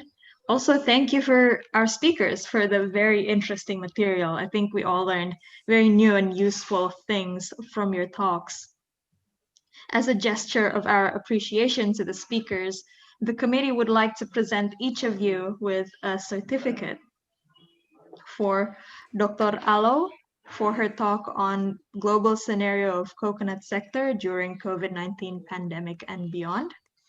For Dr. Dairit, for his talk on the coconut, treasure of the tropics. And for Mrs. Nair for her talk on good agricultural practices in coconut and coconut farmer organizations in India. We would like to thank all three of you for making the time to talk in our event, and we wish you all the luck in future endeavors. Thank you, speakers. Ladies and gentlemen, we will now continue right on to the second session. This session will be chaired by our Vice Dean of Academic Affairs, Insinyur Joni Tasirin, MSc, PhD, and we will hear from three more fantastic speakers. Let us now give the floor to Dr. Tasirin. Thank you so much, Dea. Ladies and gentlemen, we are going to have another three presentations. We are late a little bit from the previous session, but we are going to make use of this session. We are having three speakers. The first, I'm going to just give to Dr. Nguyen Quang Thien. Dr. Nguyen is from the International University, in Vietnam National University in Ho Chi Minh City, Vietnam. He got a PhD in horticultural and agricultural sciences in the University of Queensland in 2018. He wins an award from the CSIRO Power on Prime Program for Research-Based Business Model on Commercialization of Coconut Cloning for the Industry in 2018. He wrote more than 20 books, articles, and conference paper. The current research is actually selection and propagation of high-yielding coconut varieties towards sustainable development of Mekong Delta. Dr. Nguyen?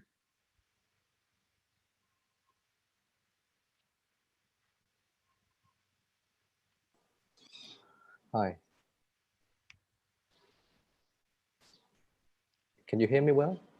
Yes, you are going to present about coconut cloning for worldwide replanting urgency. Please, the floor is yours. Yeah.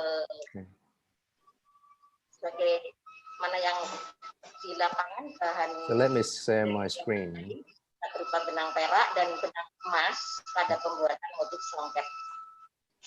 Untuk lebih jelasnya gambaran jenis-jenis serat yang ada di alat. Good morning, good afternoon, and good evening. Hello, Assalamu alaikum. Hello, everyone. Hello. Hello. Yes, can you hear me well, everybody? Yep. Okay. We can hear you great. Yeah, great greeting from Vietnam, and appreciate your participation in all the three presentations in the coming sections. And I just want to keep it really brief and to the point so everybody can save time for the question and answer sections. Firstly, I want to thank the university and also the ICC for invitations and for your attentions.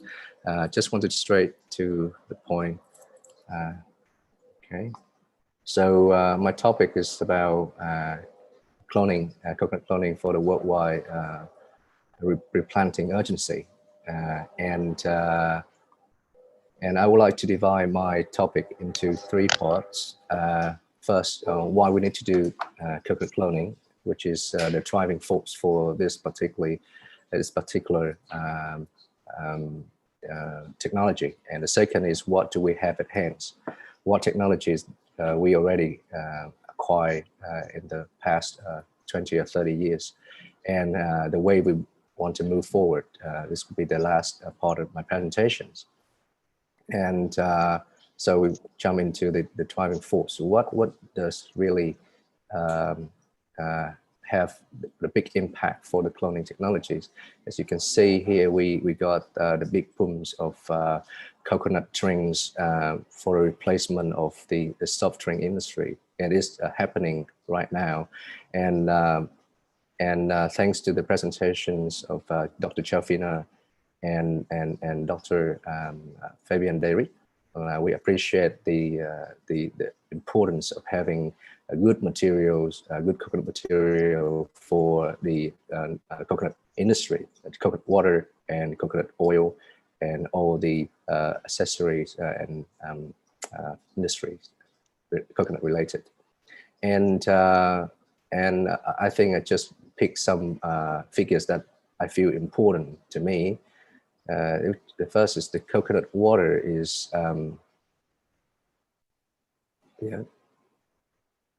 just want to remove this.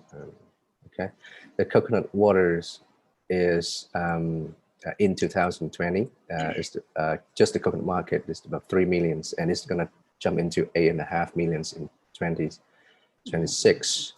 And I think this number is still a little bit humble compared to what presented this morning by Dr. Delfina, and especially the organic coconut water. So the supply of the coconut is really in high demand, and really we want to. The second thing is about the health-related products. I just copied this particular slide from Dr. David. He presented it earlier this year about the benefits of coconut, virgin coconut oil for the combat of the COVID-19 pandemic. And today we learned that the virgin oil really have some effects in order to reverse the negative effects of the COVID, the virus infections. And I would like to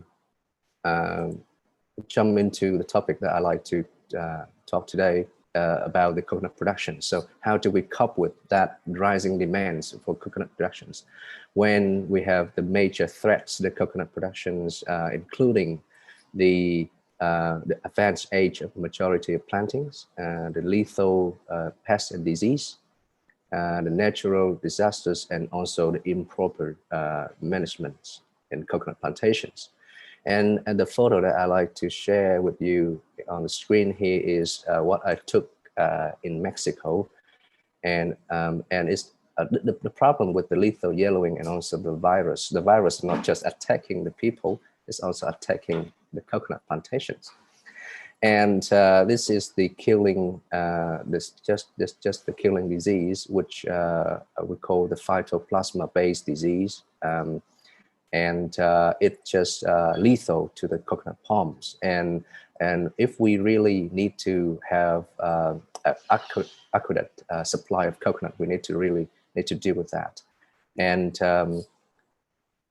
how can we do this when the conventional breeding approach, as presented by Dr. Delfina earlier this sections, the earlier sections, we got to talk about conventional breeding. It's still very effective, but in the next decade or the next 10 years, we really need to replant up to 100 million palms per year. So as I expect, it's going to be 1 billion palms in 10 years.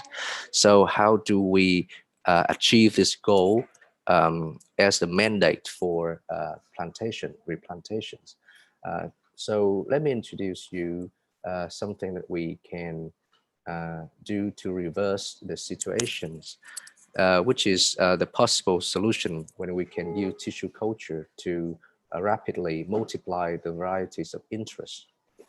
So the coconut, as you can see in this screen, the photo for affordable replanting materials, which is really important for the farmers and also for the coconut suppliers too. The coconut supplier, they rely on the affordable coconut material so that they can reduce their cost. So that all that stuff need to be very much depends on the replanting material as the first stage. So the second one that we can multiply using the technology that we are having is the elite coconut varieties. It could be Macapuno, it could be Corpior, it could be aromatic coconut in the larger scale. And how do we turn it into reality is the question that we need to address. So we're going to look at the second part of the presentation is what do we have at hand. So the technologies we have at hand is going to include a couple of technology I'd like to introduce to you. The coconut tissue culture at the first stage 60 years ago is about embryo culture, and it really have the big help for the Macapuno rescue, the embryo rescue for Macapuno, and now Corpior or Unsrat in Vietnam. And we really we need to give a lot of credit for people that developed the embryo culture technology for us.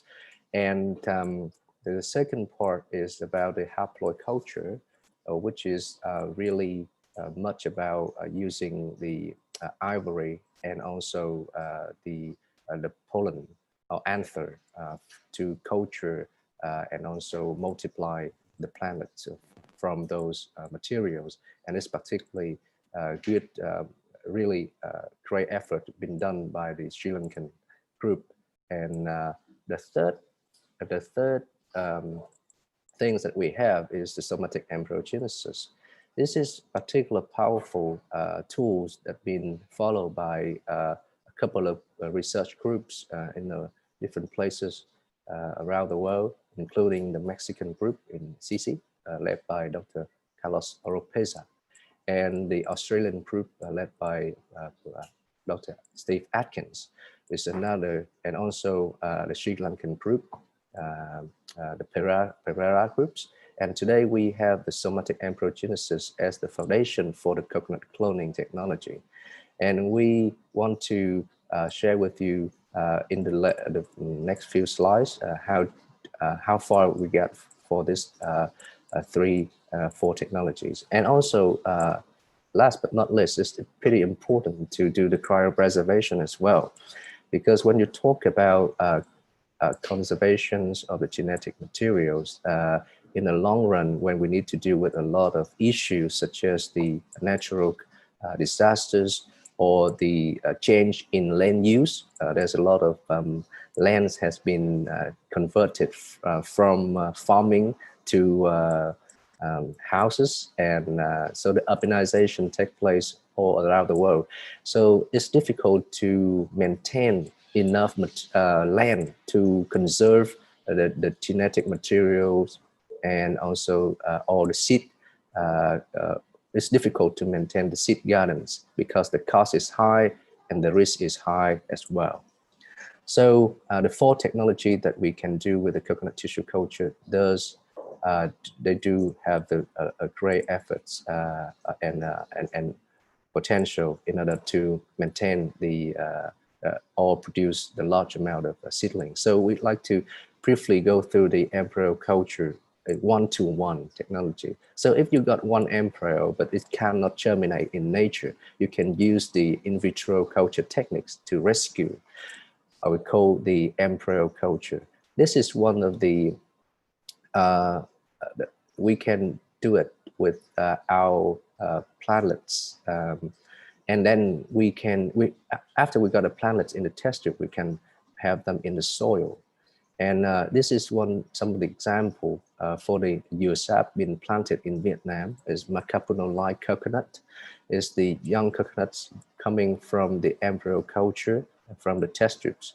And so the embryo cultures can be used to re-establish the germplasms and also to develop or to maintain the presence of the elite seedlings. Otherwise, they will disappear due to the difficult germination of them. And the second is about haploid culture. This is the technology is able to get from 1 explant to the 100 plants. And this is particularly useful. This technique is particularly useful when you want to overcome the lengthy breeding cycles.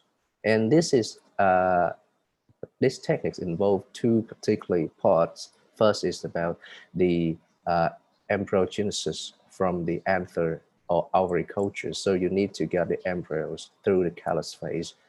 And the second is about a regeneration of the double haploid. So you got haploid tissue first, and then you need to regenerate with in order to create double haploid plants.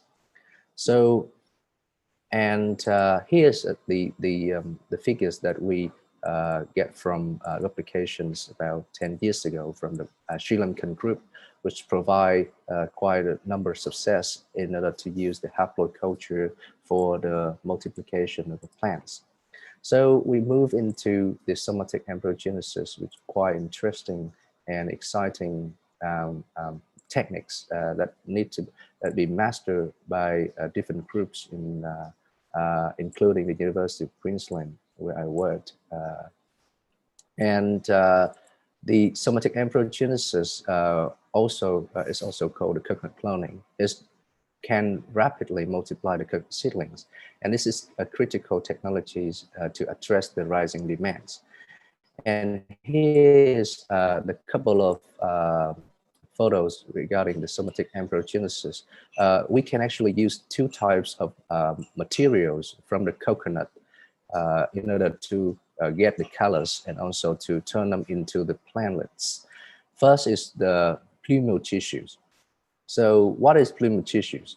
Plumule tissues is the early shoots. It's early shoots, or we call it shoot predominal from tissues. And we can actually get that after we sterilize the embryo and we put them into the test tube, and we have the plumule, the tissues coming out, as you can see here. And from the tissues, and we need to keep them in the appropriate condition with the appropriate medium in order to get the callus phase.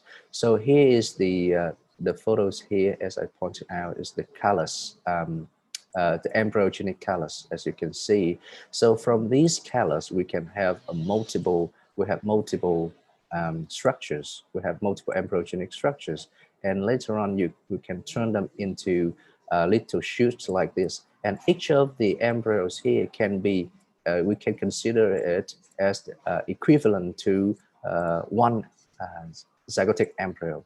So that means from small test tubes, you can have multiple nuts or the seed nuts. So you don't have to plant or you don't have to germinate the nuts in the ground. Of course, there's some drawbacks and also some limitation in terms of technology those days, but it's already over because we are able to maturize and also to regenerate those materials into the plantlets. So basically, this technology include three parts. First is cheilogenesis, second is maturation of somatic embryos, and the third one is about plantlet regeneration, as you can see.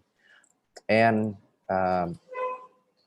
let's cover up the cryopreservation technologies that we already got so far. So this technologies is about conserving the genetic materials in the long run.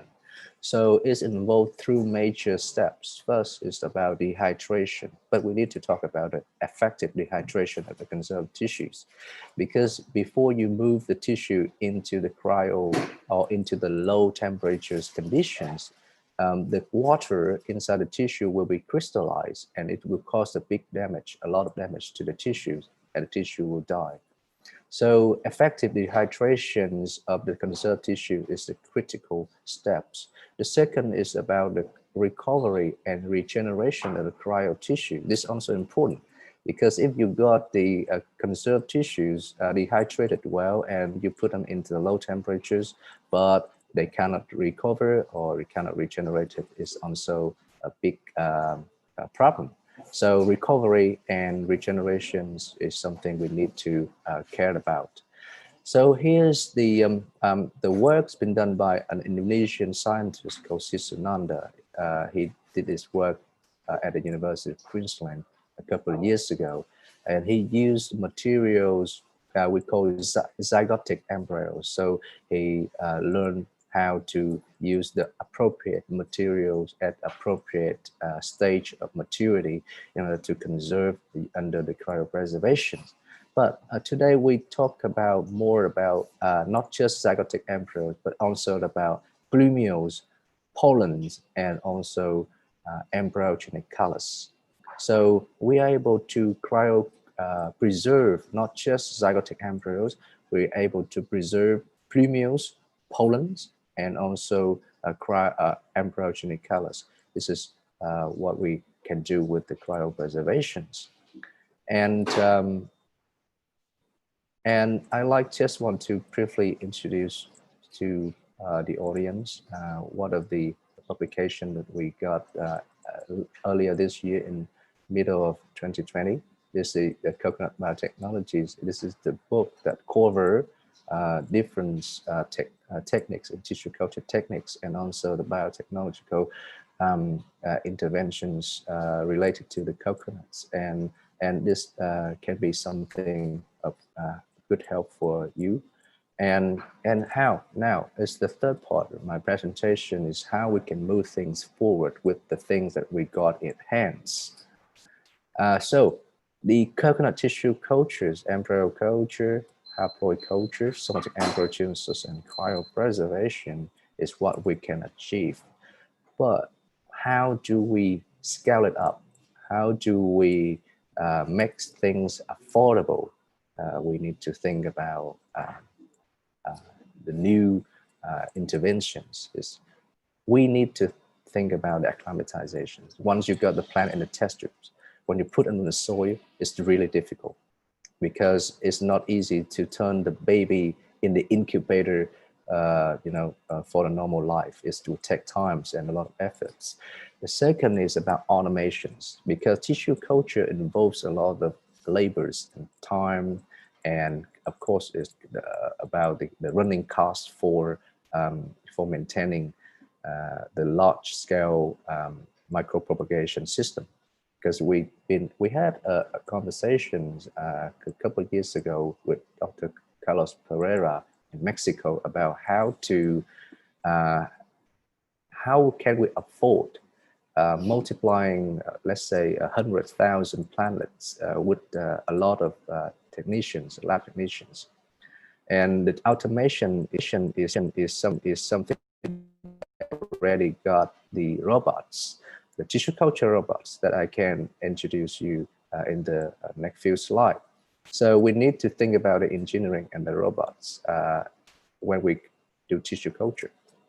So acclimatizations is about getting the plants out of the tubes and successfully growing in soil. And here is what we got from the acclimatizations. Again, we can use the mini grow chamber in order to overcome lethal dehydration during the acclimatization stage, and also the biostimulants for the root development. So with biostimulant here, we need to think about how to maintain maintain the tissue hydration. So we need to keep them hydrated all the time. And here's what we have been doing in Vietnam regarding adapted from the mini grow chamber developed from the University of Queensland. We successfully get the plants from the test tube into soil, and this is something that we need to work on in the next few in the coming time. And people, when you think about tissue culture, for example, in the Philippines, Indonesia, this is also the critical part of the tissue culture techniques. And automations. So automation is something that can help us to reduce the labor costs, the time consumptions, the technology for the cloning technology, and it can be used for the cloning technologies. The robots for subculture. The robot can be semi-auto or fully auto. So, and we can also use the QR code for tracking and identifications.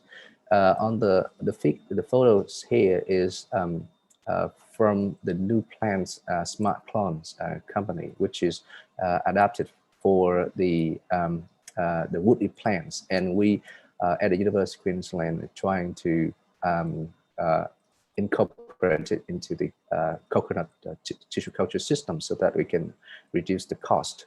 And in Vietnam, where I'm actually based, we also use the QR code in order to systemically manage the material, because you can imagine when you have thousands or millions of material to manage, this is going to become very handy. And okay, so embryo culture, haploid culture, somatic embryogenesis, cryopreservation on the hookup with the acclimatization and animations.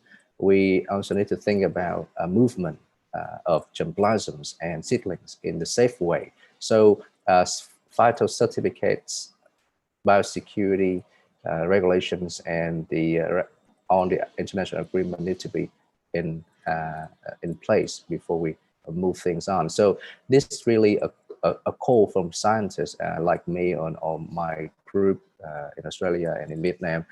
It's about the agreements and international agreements on how we can move things safely from place to place, and we need to meet all the requirements so that once we produce the clones from one place, we can actually ship them into the other place under the good regulations and under the biosecurity manner.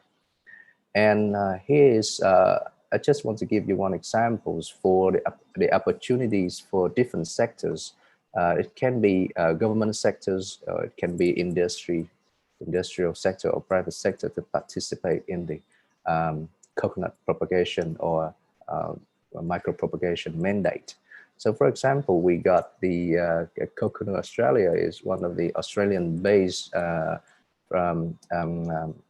Australian-based company that is co-funding the coconut revitalization projects in partnership with the University of Queensland. And it's some of the move that is highly encouraged in the apart from the conventional pipeline. So take home message, keep it short. It needs to be affordable and sustainable, and we need to work together in order to achieve the large-scale propagation of healthy and elite seedlings using these tissue cultures. And I'd like to thank those organizations for helping the research group over the past couple of years. Thank you so much for your attention. Thank you, Dr. Nguyen.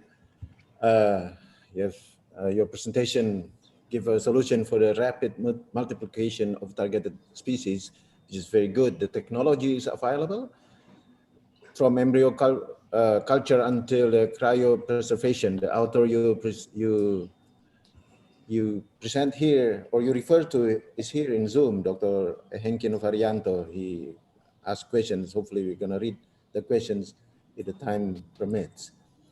Sure. We are going to move. Anybody who has questions can go to the chat room or in a chat box. We are now, I think, 23 countries via Zoom and YouTube from 5 continents, 12 time zones, of a total active participation, more than 300 people. Dr. Jamie Butela, I'm going to give you the time next. Professor Butela is actually professor at plant biotechnology at the University of Queensland, Australia. Since 1995, established the Plant Genetic Engineering Laboratory. He got a degree in quantum chemistry, but then got a PhD in biochemistry from University of Malaga in Spain. He got international patents in the field of plant biotechnology. He founded 2 biotechnology companies established in Australia, and then he's now is a member of expert scientific panel for the Agricultural Biotechnology Council of Australia. He has published more than 130 scientific publications. He got an award from the Chinese Academy of Science. His research interest right now is biotechnological approaches for crop improvement, genome editing, plant defense signaling, and point of care diagnostic. Dr. Butela is going to present about lethal yellowing disease in coconut, a diagnostic tool, and the potential of satellite-based surveillance. Please, Dr. Butela. Okay, thank you very much. I'm going to share my screen. Let's see. Can you hear me okay? Yes. All right, fantastic. All right, today my talk will be a bit of a combination from things that are almost ready to use, and things that we would like to develop in the near future. I'm going to talk about lethal yellowing, or in Southeast Asia is also known as the Bogia coconut syndrome, BCS, that is prevalent in the Madang province in PNG. It is a phytoplasma disease, and it actually started in the Caribbean, in the Americas, but have extended all over the world. It's a pretty devastating disease when it can kill a 20 years old tree in 3 or 4 months. So it's really bad. And it's not only in coconuts, but our work in PNG has detected it in other plants. For example, banana plants can get the disease too.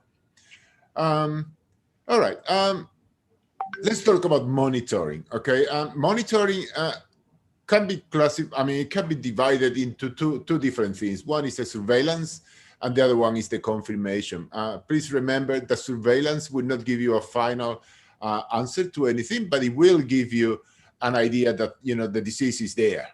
All right, so it is absolutely essential that we monitor the disease to try to eradicate it, or at least to control it.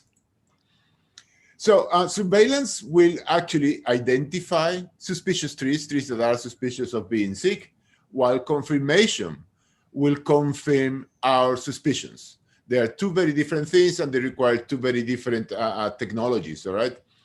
Now, the surveillance. What is it that we're looking for? We're looking for sick trees, okay? That's all right. You can see some sick trees here, but this is actually dead, but you can see some sick trees that you have over here. They're beginning to show disease symptoms, all right?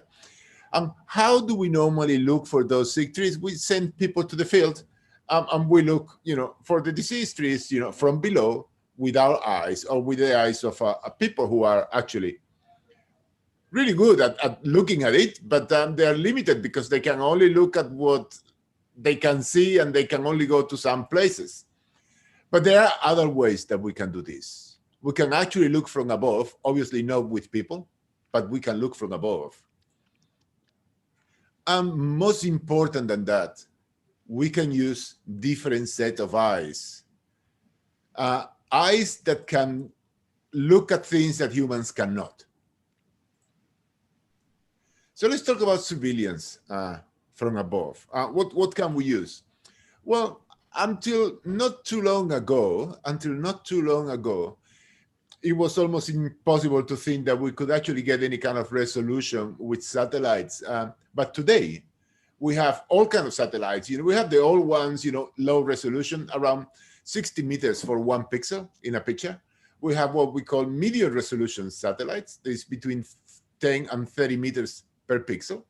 And we have the high and very high resolutions. We can actually look at things that are only 30 centimeters per pixel. And those are now available, like the SuperView satellites. We can also use drones.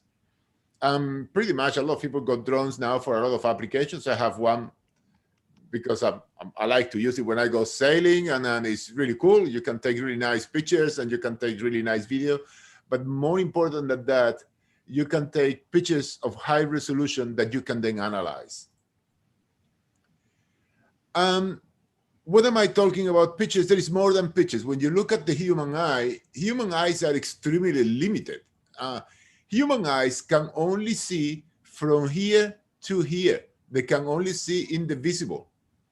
And that is extremely, a very, very small part of the entire spectrum that we can look and we can analyze.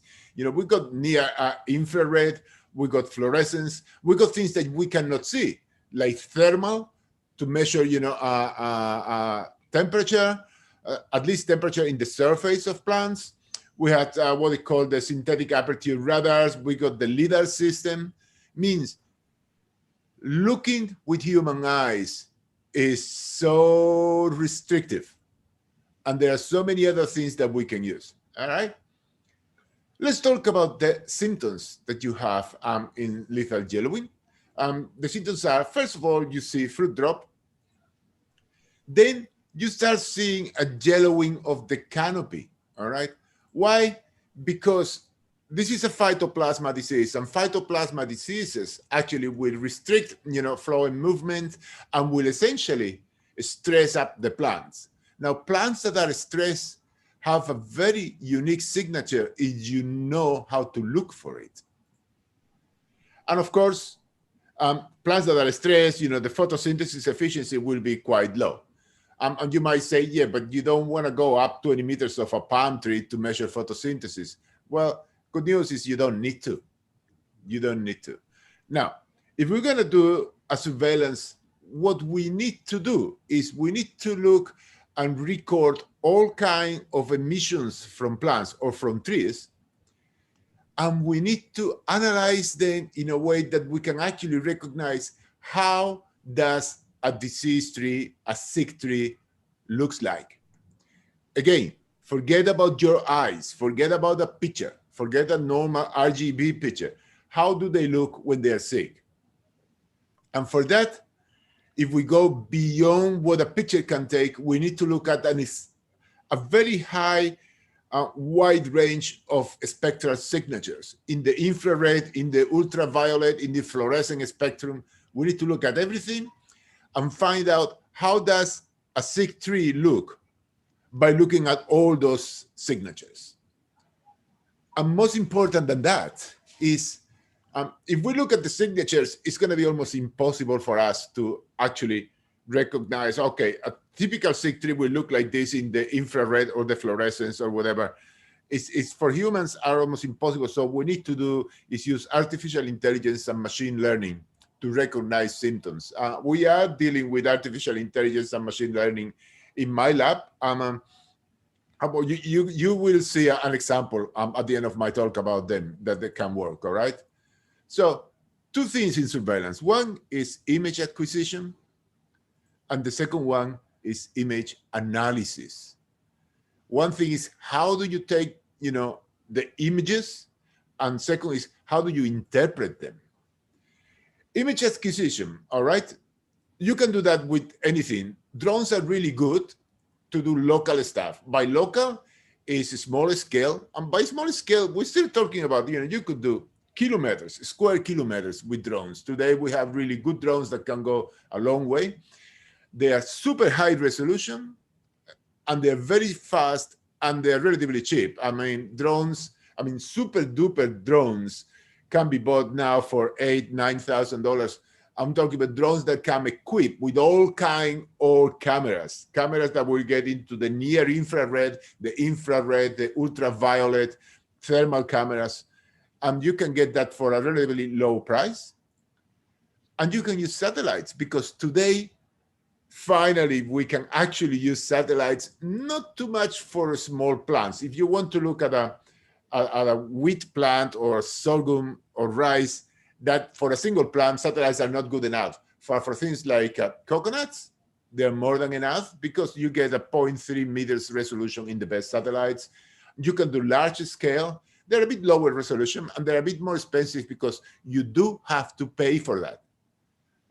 The free satellites are really not very good. So they have very limited use, all right? So the really good ones, you gotta pay for them, but that's okay. And the good thing about satellites is that if you can automatically analyze the image, you can actually monitor big provinces in your country. We're not talking about, 1 by 1 kilometers. We're talking about, hundreds of square kilometers being analyzed by machines.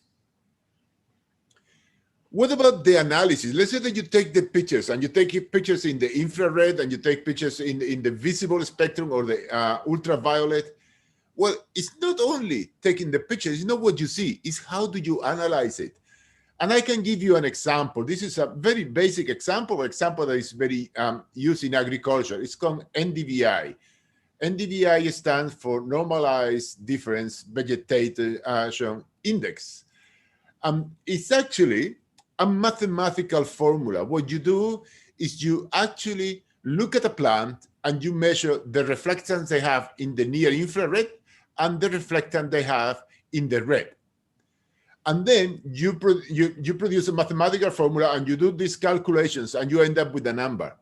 The funny thing is, when you look at it, that when you look at this number, a normal, healthy plant will give you ratios of around 0.8, while a stressed out plants will go all the way to 0.1, 0.2.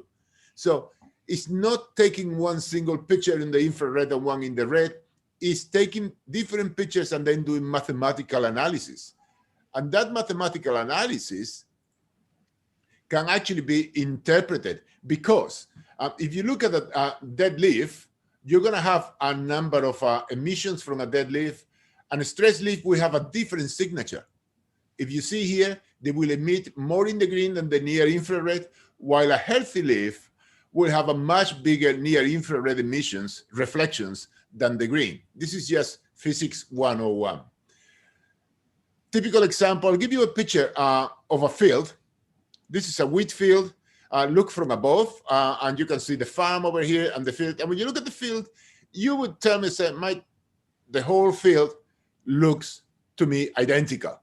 Well, it will look identical until you take a picture and you do your NDVI interpretation. And your NDVI interpretation will tell you that this part of the field, this part over here, is under stress. And the good thing is that you will be able to see that it's under stress with this kind of technology before your eyes can see it. If you wait long enough, these plants will look stressed. If you go to the field now, you will not see that there is any stress on these plants. But analyzing the image will actually tell you about it. One thing is looking at them, and the other thing is interpreting them. Yeah, sometimes it's difficult, and for that you use machine learning image analysis. This is from a paper that has been published this year from people in SEAT. This is a fantastic paper. They are using satellite and drone images, and then they're making the machine learn from the images. The machine will look at the pictures, and then we will tell the machine, okay, this one is a banana tree, and this one is not a banana tree, and this one is another banana tree, and this one is another banana tree. And after an iteration and with a lot of mathematical calculations, the machine will be able to tell you from above, that is a banana tree, that is not a banana tree. What is great, because if you look at coconuts, sometimes you have big plantations, but sometimes you have coconuts in the wild, and you might want to recognize them and differentiate them from other palms. And then the machine can be taught to learn what a sick tree looks like. And this is the machine recognizing trees that have different diseases in the field. So let me explain this. This is something that we are trying to put together. We have a really good team at UQ of people who are really good at drones, satellites, and a big team of mathematicians. And this is something that I really want to see whether we can gather some momentum and find some collaborators and try to get some funding to go for it. So how would we go about it? The first thing that we need to do is locate trees at different stages of the disease, and then collect images and spectral data with a drone and with a satellite. After that, when you have enough data to do that, then you can start talking to the mathematicians, and the mathematicians can start looking at those data and say, okay, what can we use? We can use visible to recognize the trees. We can use RGB, maybe not. What about thermal? We could use thermal and NDVI for the machine to tell us this tree looks like it's sick. So the artificial learning, artificial intelligence is essential for this kind of stuff. We do have expertise here doing that. And then create surveillance methods, because then what you can do is get drones at a local system, and then the computer will, after you do all that, the computer will analyze and tell you these are suspicious trees, and you can do that also with satellites. Of course, there are plus and minuses. Satellites on a cloudy day, satellites will not show you much. All right, and you cannot control how cloudy is a day. Sometimes you have a rainy day or a rainy week and you won't see anything there. Okay, these are examples from the Madang, Stewart Research Station from the coconuts. This is the station over here. These are from satellites. I took it from satellites. I asked our team as a favor, can you please take some satellite pictures, different satellites at different. This is from the Airbus worldview at different resolution. All right, so you can see here that you can figure out that those could be palm trees. Here is the same image. Now, different satellites. This is Sentinel. This is the worldview. This is on NDVI, as I told you, measuring the near infrared, measuring the red, and then interpreting the image. And you can see different colors here. This is the same picture in RGB on a normal picture. And this is a scale up of it, 0.5 meters pixel resolution, and you can really see the trees in here. And when you look at the NDVI, you can see it in here. These trees are healthy, so we're not looking for any disease. It was just to have a look at what we can see. And that would be the start of where we can start working towards having an automatic surveillance system that will tell us this tree looks suspiciously sick. But after that, you need to go there and confirm that the tree is sick. For that, you need to have some kind of diagnostic systems. How do we go about that? Okay, we develop diagnostic systems that are based on molecular biology. For that, we have developed a purification method in which you can purify DNA in 30 seconds without any kind of technology. We use this. This is what we call a DNA deep stick. You grab it with your hand over here, and this bit, you put it in your plant tissue, and it will absorb the DNA. Once you absorb the DNA with the deep stick, you dip it into a second tube to wash it, and then you put it into your reaction tube that normally we use amplification in order to amplify the pathogen. So this all takes 30 seconds, and I have a video that can show to you how it is done. This is one of our PhD students. And this is not high quality. It's taken with her phone, all right? But it's good enough to see. You have your planting here, the wash buffer, and your reaction here. So the first thing is we normally mix the plant at the beginning with some iron balls so we can break the tissue. And then we use, this is the stick. You put the stick in there, it will bind the DNA, you wash it, and then you put it into your reaction tube. And as you can see here, that takes around 30 seconds, and that takes absolutely no scientific equipment. You can do that anywhere. Anywhere means no lab. You can do that in the middle of a field. So how do we do the reaction? So we have developed a machine that can actually perform the reaction and interpret the results. We have on purpose put that this is a coffee mug, and it's a coffee mug that we actually bought it on purpose. And this particular machine talks to your phone. There is an app that we have created to the phone. It got Bluetooth connection with the phone, and it was there is an app that we have in the phone. You can start up the app and you can control the machine with your phone.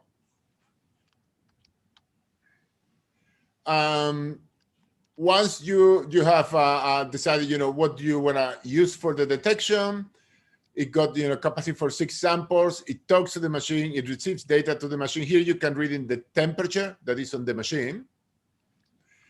And when the machine is ready, it gets ready to start. So all you need to do, put the tubes in the machine, you press start, and the machine start analyzing each one of the 6 tubes. It got all the microelectronics inside.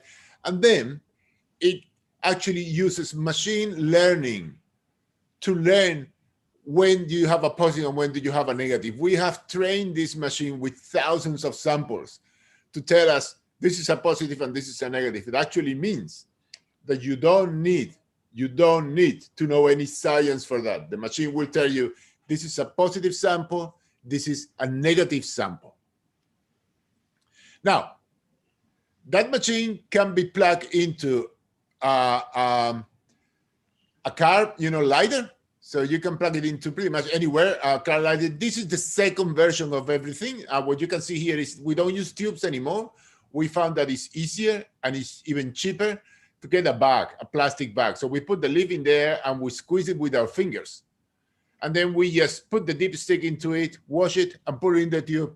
This is our new machines. These machines do not talk to your phone because these machines, as you can see, it's got an LCD screen here. It's got a USB, you can put a memory card in here. So when you finish the machine will tell you positive and negative, but then if you want to analyze the data, you can get the memory card, put in your computer, and look exactly at everything that the machine saw. So this is the new model. We're still trialing it, but it's almost ready to work. So this is us working in PNG with the KIK, in which we need to go to places and collect a bit of sawdust from trees. Then we go back, and this is our lab. We can do this in the back of a ute because we essentially don't need anything. And then finally, when we've done the DNA purification, we put it in our machine and we plug in our machine to the car, to the ute. And by the way, then you can actually drive to the next location while the machine is analyzing the samples. All right. This is down, well, we're down quite a lot in PNG. Now, the good thing about this is that this system can be adapted to any kind of disease. We're using it for phytoplasma, but we have already used it for bacteria and diseases, for fungal diseases, for viral diseases, DNA viruses and RNA viruses. And also, it can be adapted to any crop. It already works for coconut. We're working on cassava. It works in cassava. It works in cacao. And we have a project in West Africa.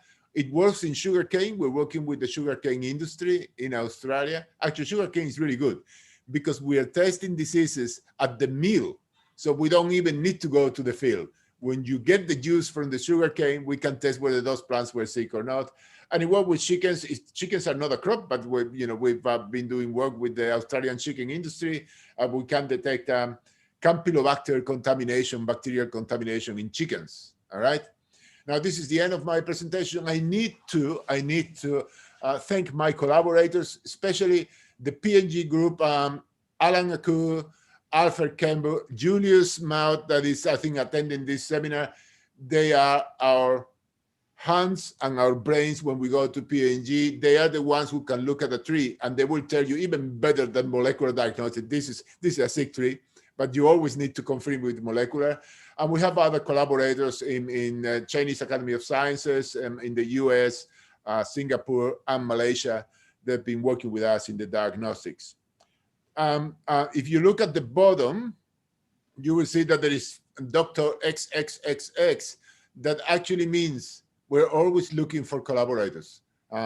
Obviously, funding is important to do any kind of project, but many of our technologies are ready to deploy or are ready to be adapted to different diseases, different crops, and we're more than happy to collaborate with new people. I would love to go and collaborate with people in Indonesia, mostly because I love the people there. They're so friendly.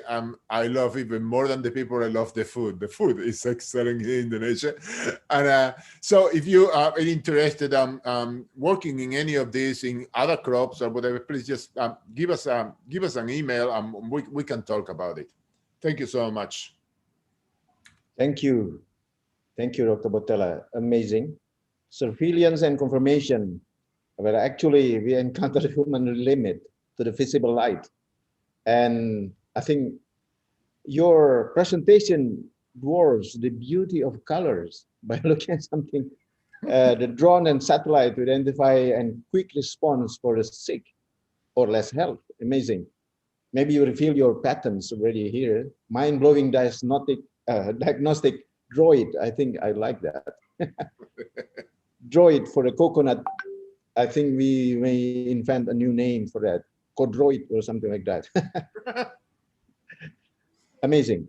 Thank you so much, Dr. Botella.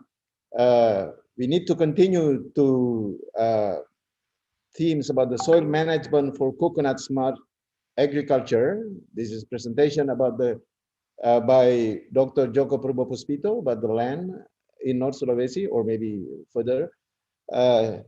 Dr. Purbopuspito is from Faculty of Agriculture in Sam Ratulangi University. He got a PhD in George August University of Göttingen in Germany.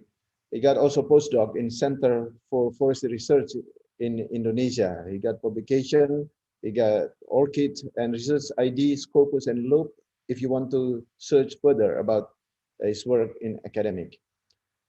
Please, Dr. Purbopuspito.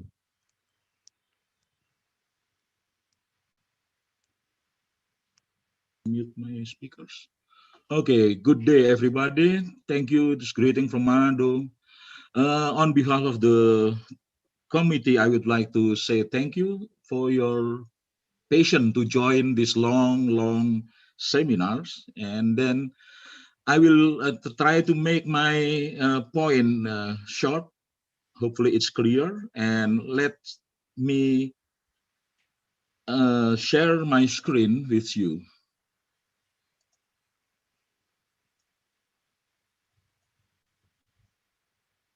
Okay, is anybody able to see my screen? Yes.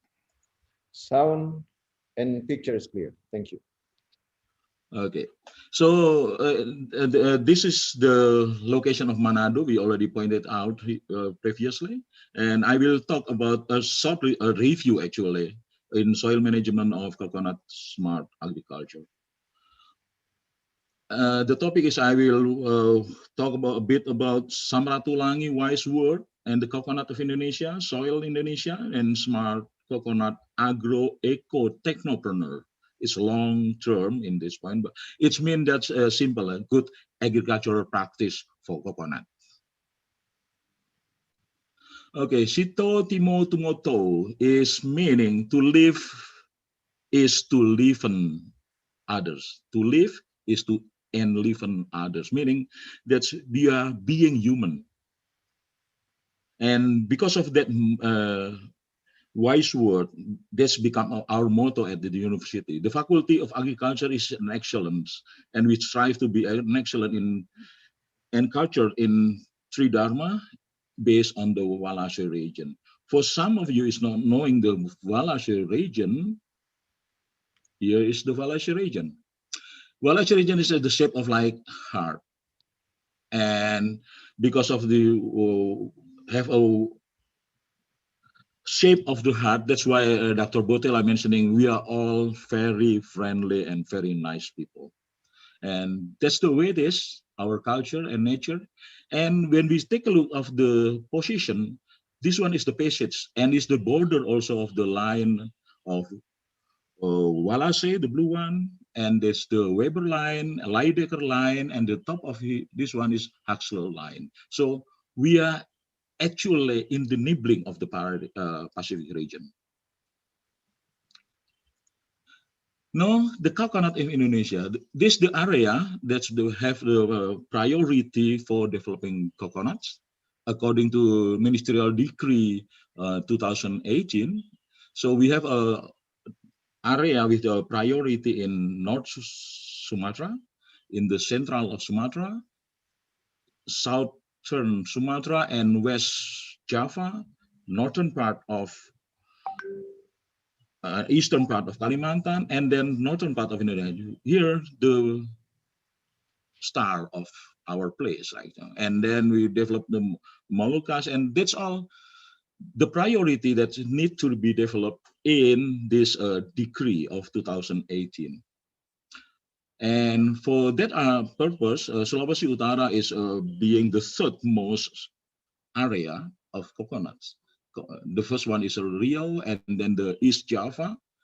And that's what I said. I make a review and then I try to calculate about the productivity. Productivity is meaning kilogram per hectare. So when this the planting area, this is the production, and then production divided by the area, I got this one. So that's one thing that we need to consider maybe later on.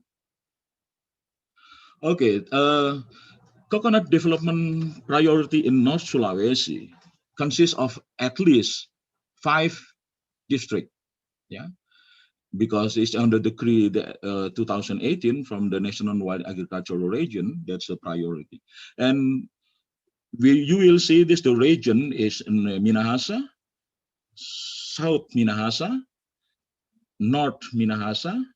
This the Southwest Minahasa, and then this the big one is Bolang Mongondo region. We proceed again with the back condition. I got the data from the plantation estate surveys in North Sulawesi and in 2019, and then I take a look closely, yeah, in the data, and then some abbreviation I will mention it. TBM is young non-productive one. The TM is the productive trees. TR or TMT is the old or not productive trees. And then this the production. And then is the people or household farmer. So when we take a look why the priority is in the top, Minahasa, in this area, there is no company. All belong by the farmers. Yeah, PBN meaning that's National Plantation Estate. The plantation belong to the government, and the PBS is the private plantation estate. Plantation belong to the private company. So when I take a look at this data, the review, I got this the need of rejuvenation. And that's why the reason when we compare 2016 and 2018 right now, we all have a decreasing in production. So rejuvenation is important.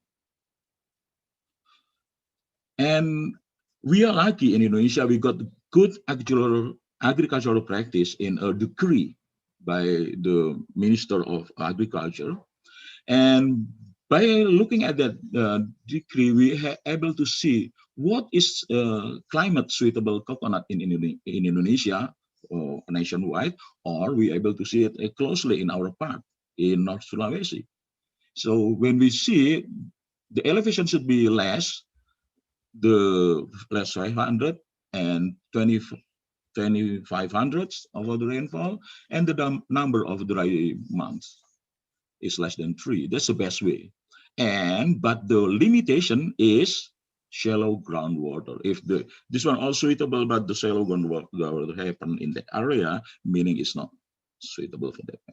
See, you need to know the monthly rainfall by years and also by spatial area. Okay, so this one, when you see it, this one is the Minahasa in the middle, this one, and this Minahasa Selatan or South Minahasa, and in this part we have the Southeast Minahasa. So that's the best place that we need to know. Furthermore, I will talk to you, meaning that excellent growth and production, we need to understand all the rainfall pattern. The soil of Indonesia. Most of the soil in Indonesia, it consists of this 12, I think. And one important, the most probable present soil in Indonesia is inceptisol. The second one is ultisol, and the third one is antisol. What are those soil actually? Here is the data in North Sulawesi, where our priority is right now. You see here in the soil suborder, yeah, there is many suborder of soil that's suitable for coconut, especially the inceptisol soils. Yeah. And next, I will show you this the type of inceptisol. Inceptisol is quite soil is a slightly developed soils, young. You will see the layering is the black layer is the top, and then we got some in the brownish in the middle, and then underneath it is all the soils. Please remember also the depth of the soil is important for the coconut plantation. This the ultisol. Ultisol is second most present in Indonesia, and this already almost old, weathered soils, yeah, and they have a shallow humus horizons, and then there is a elevating or displacement of clay from the top to the bottom of the soil profile. And this all is newly formed, is still underdeveloped. It will become better and better if we manage properly. And it's typical in the area of sedimentation, when deposition is faster than the rate of soil development. Now, with good practice of coconut in Indonesia, we take a look for the requirement of the soils, our land actually. We need to have the sandy loam. We need to have a soil depth greater than 100 centimeters. We need to have also what groundwater greater than 100. And the most important thing which we will see here, this is a chloride content. So that's why when we mentioning about the tropical plant or the coconut, they need a chloride. That's the point of this suitability. And I'm trying to compare with the gap of India, like Dr. Nguyen has already mentioned this, and on September, ICC already gave us some talk on the ideal site, and Dr. Subramanian last September gave the talk. And I try to compare it, just make a review a bit. Indonesia is similar to Asian country as well as to some Pacific country, but it is a different because with India, in my idea, is the oceanic country is quite different with continental country. So when we mentioning it, we have the similar rainfall requirement. We love it.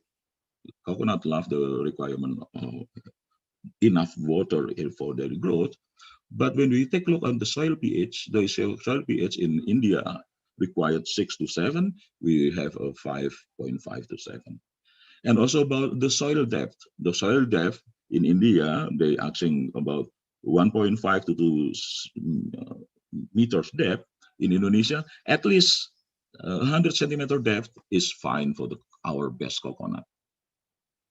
Okay, and then the sun sign, or what I call it, the illumination, I think, the brightness of sunshine, sunlight exposure.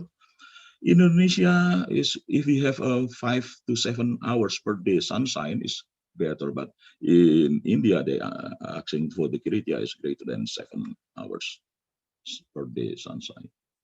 That's the review.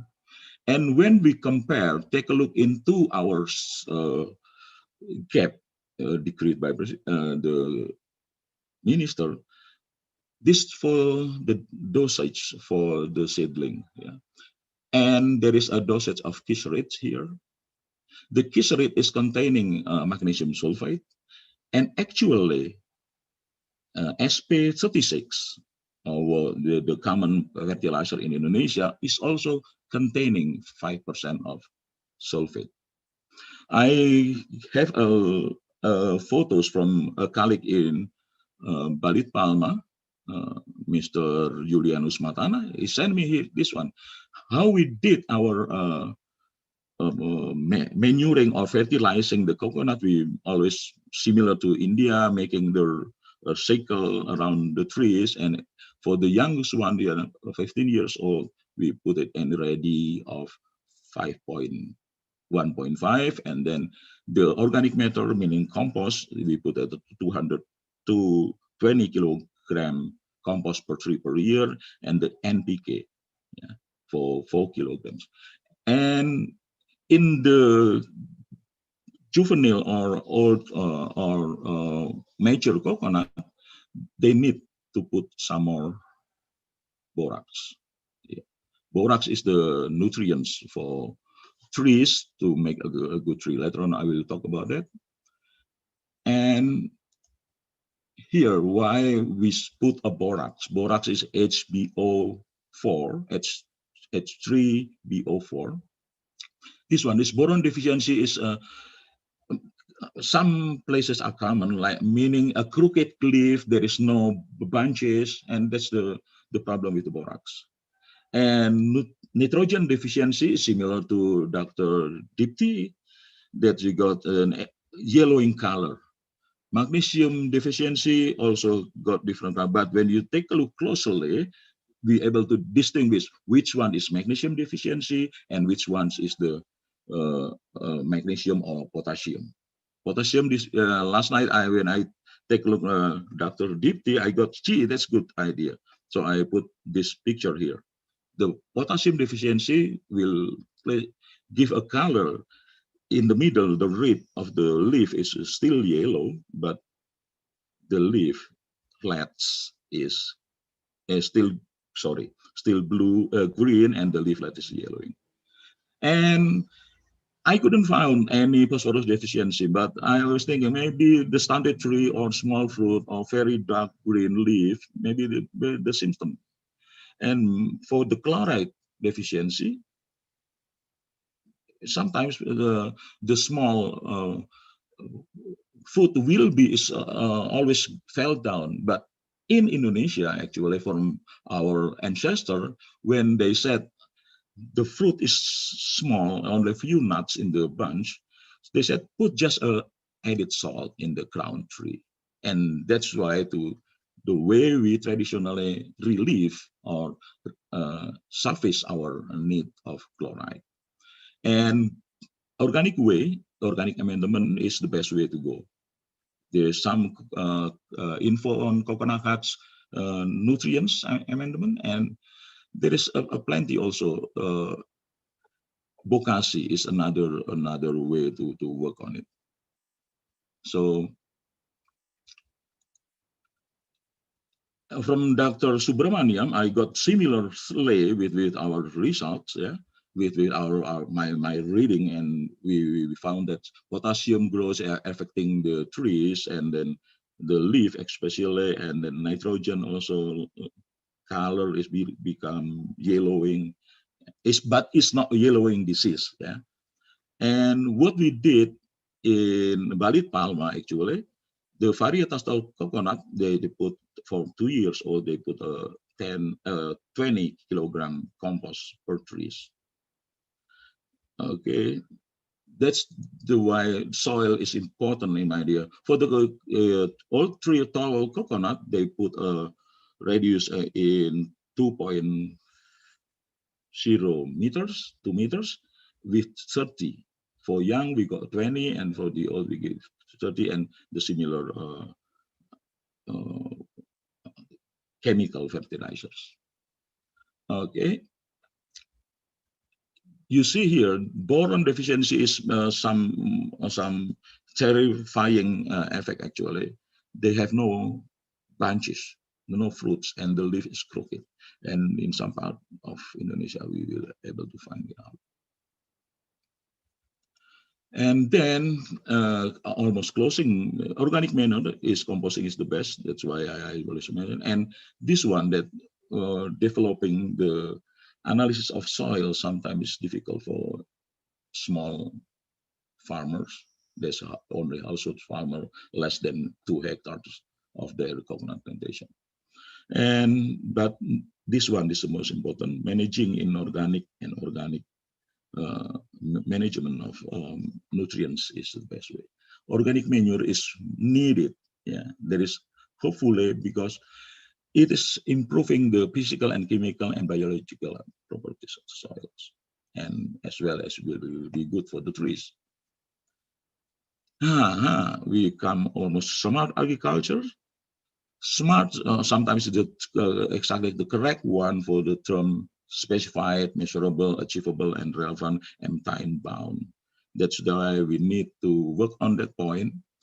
And as Dr. Gelfina mentioning, and also Deti mentioning, yeah, 3P actually, this is the most important, and it will put it in the decree of the national undang-undang. People, planet, and prosperity is the 3 aspects in my idea.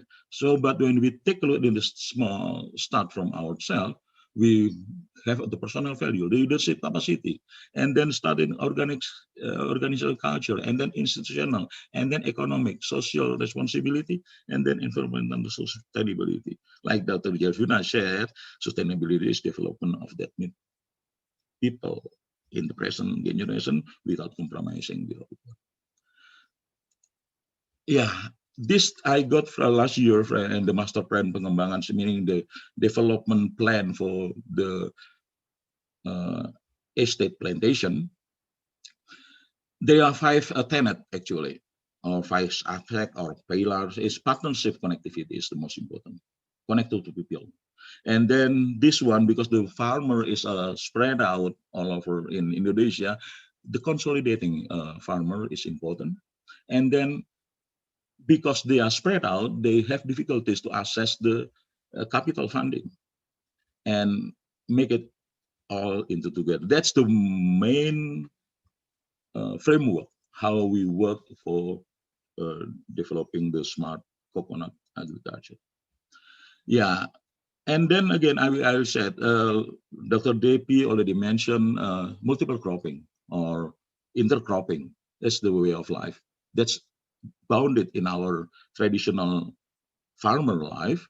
They always planting different trees or different purpose plant with the different that being harvested at different time of the year. And my suggestion is also about the circular economy. Make it from the coconut tree, also the waste back to the coconut again. That's the idea. Even they're able to put some others value added in the other aspects.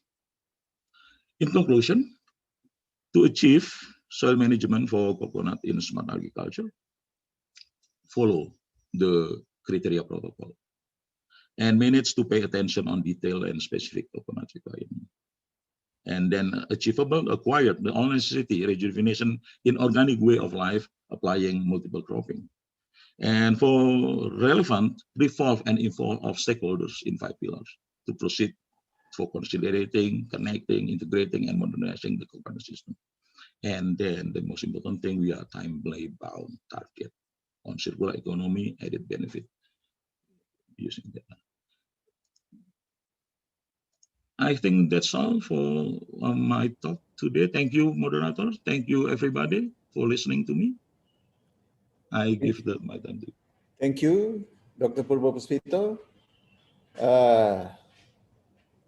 The presentation actually says that soil is conquered, but needs serious care for nutrient sufficiency. But also, it tells that actually we have the soil or land for coconuts. So we have 3 presentations now. Some of the questions already answered through chat. I have questions by direct message here to Dr. Botella. It's very simple questions, but I don't know if you can answer that. Does Google provide images with various wavelengths? And then how much do we need to purchase the invisible light? Very typical questions. Here I am.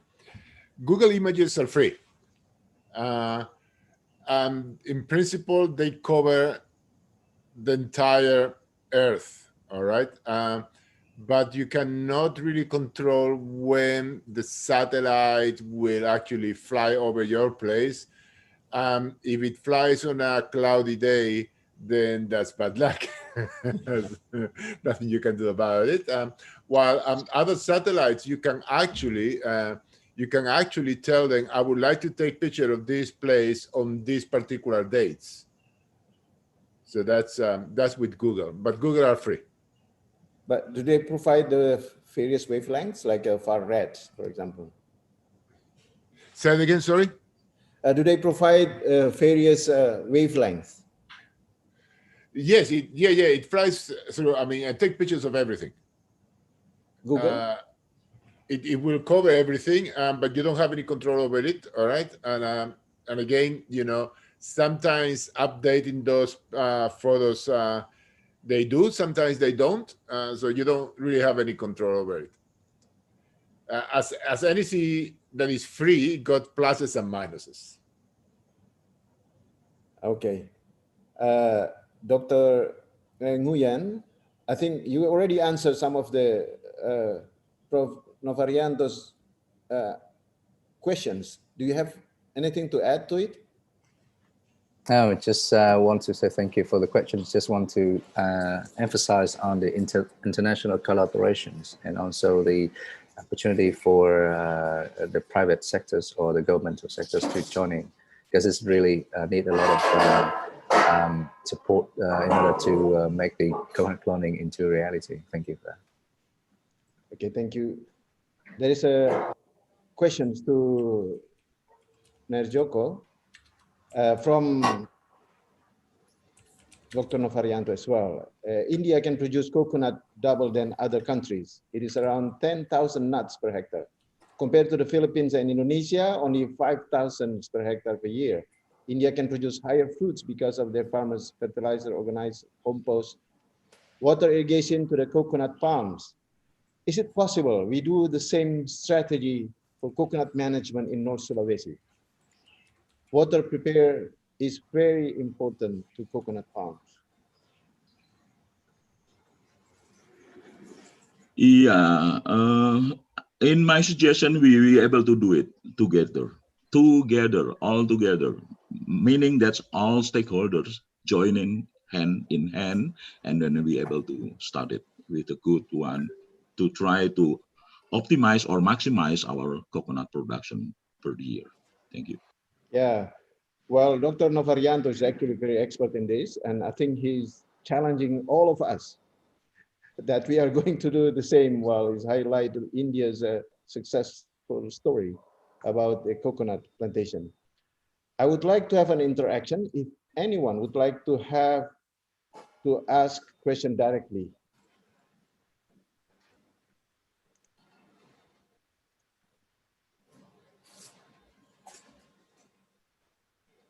Okay, I think we are close to the end of this time for second session for the seminar.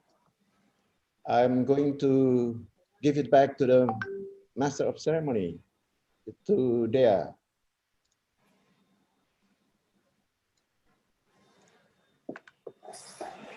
All right. Thank you very much, Dr. Tasren, for moderating this session.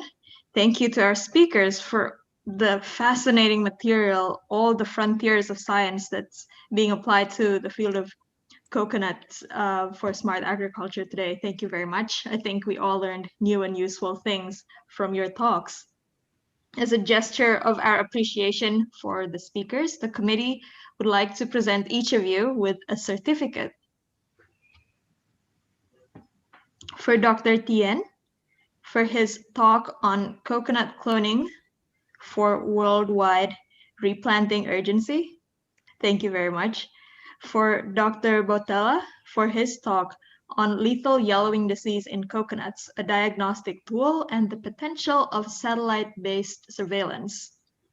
And lastly, for Dr. Purbo Puspito, for his talk on soil management for coconut smart agriculture.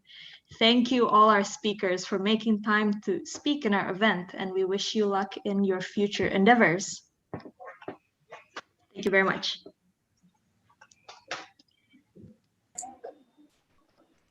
Ladies and gentlemen, we are now approaching the end of this webinar. A brief reminder that the link to the attendance list and also speaker materials has been shared in the chat box. Please fill it in at your earliest convenience. E-certificates will be sent directly to your email upon completion of the attendance list. We will now listen to closing remarks, which will be delivered by the Dean of the Faculty of Agriculture, Professor Insinyur Robert Molenar, MS PhD. Professor Molenar, the floor is yours. Thank you, Caroline. Honorable speakers and all participants, ladies and gentlemen, again, let us give praise and thanks to God for his love and protection so that we can have this seminar went well and completed with number of participants around 500 something from Zoom and YouTube at the same time, covering 23 countries involved. And today also we had a very fortunate opportunity to receive up-to-date and very valuable information from our great speakers, where they are experts in their field. And to that, once again, on behalf of Sam Ratulangi University, more specifically the Faculty of Agriculture, I would like to extend my highest appreciation to Dr. Alo, the Executive Director of ICC, for this productive collaboration, and Dr. Derit, and Mrs. Nair, and Dr. Botella, Dr. Tien, and Dr. Purbo Puspito. Thank you for the very meaningful contributions through your presentations. For our country, Indonesia, especially in North Sulawesi province, protecting and developing coconut is the same as preserving the local culture and wisdom.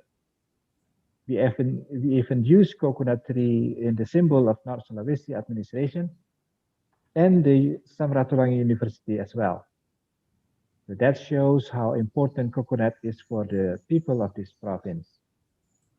And as we are aware of that, Indonesia has the largest coconut plantation area in the world, but the productivity is only second after India, that has more than twice as much as of Indonesia's, where the conditions Indonesia is mainly due to the condition where the existing plants are dominated by senile plants, and also there are some other major threats to the coconut farming in Indonesia. Estimated nationally, there are about 6 million households or growers involved in the coconut farming, with the planted area around 3.4 million hectares. but the productivity is less than half of the India's one. So there is a challenge for us to do some effort to improve the productivity of our coconut farming system. North Sulawesi is the third largest coconut producer nationally, and is also facing a similar situation as the national one. So the speakers today have conveyed the coconut future prospects, where the demand for coconut products and their derivatives will increase significantly, and amidst the problem faced by coconut farmers, such as coconut farmers in North Sulawesi, we see from the presentation that smart technology is available to overcome problems facing in coconut farming in a smart way. We saw during the presentation those things are available, but in this case, figuring out an appropriate or a good and smart strategy for the effectiveness of the implementation of those smart strategies as solutions, such as synergistic efforts of international and external coconut farming stakeholders, seems a must.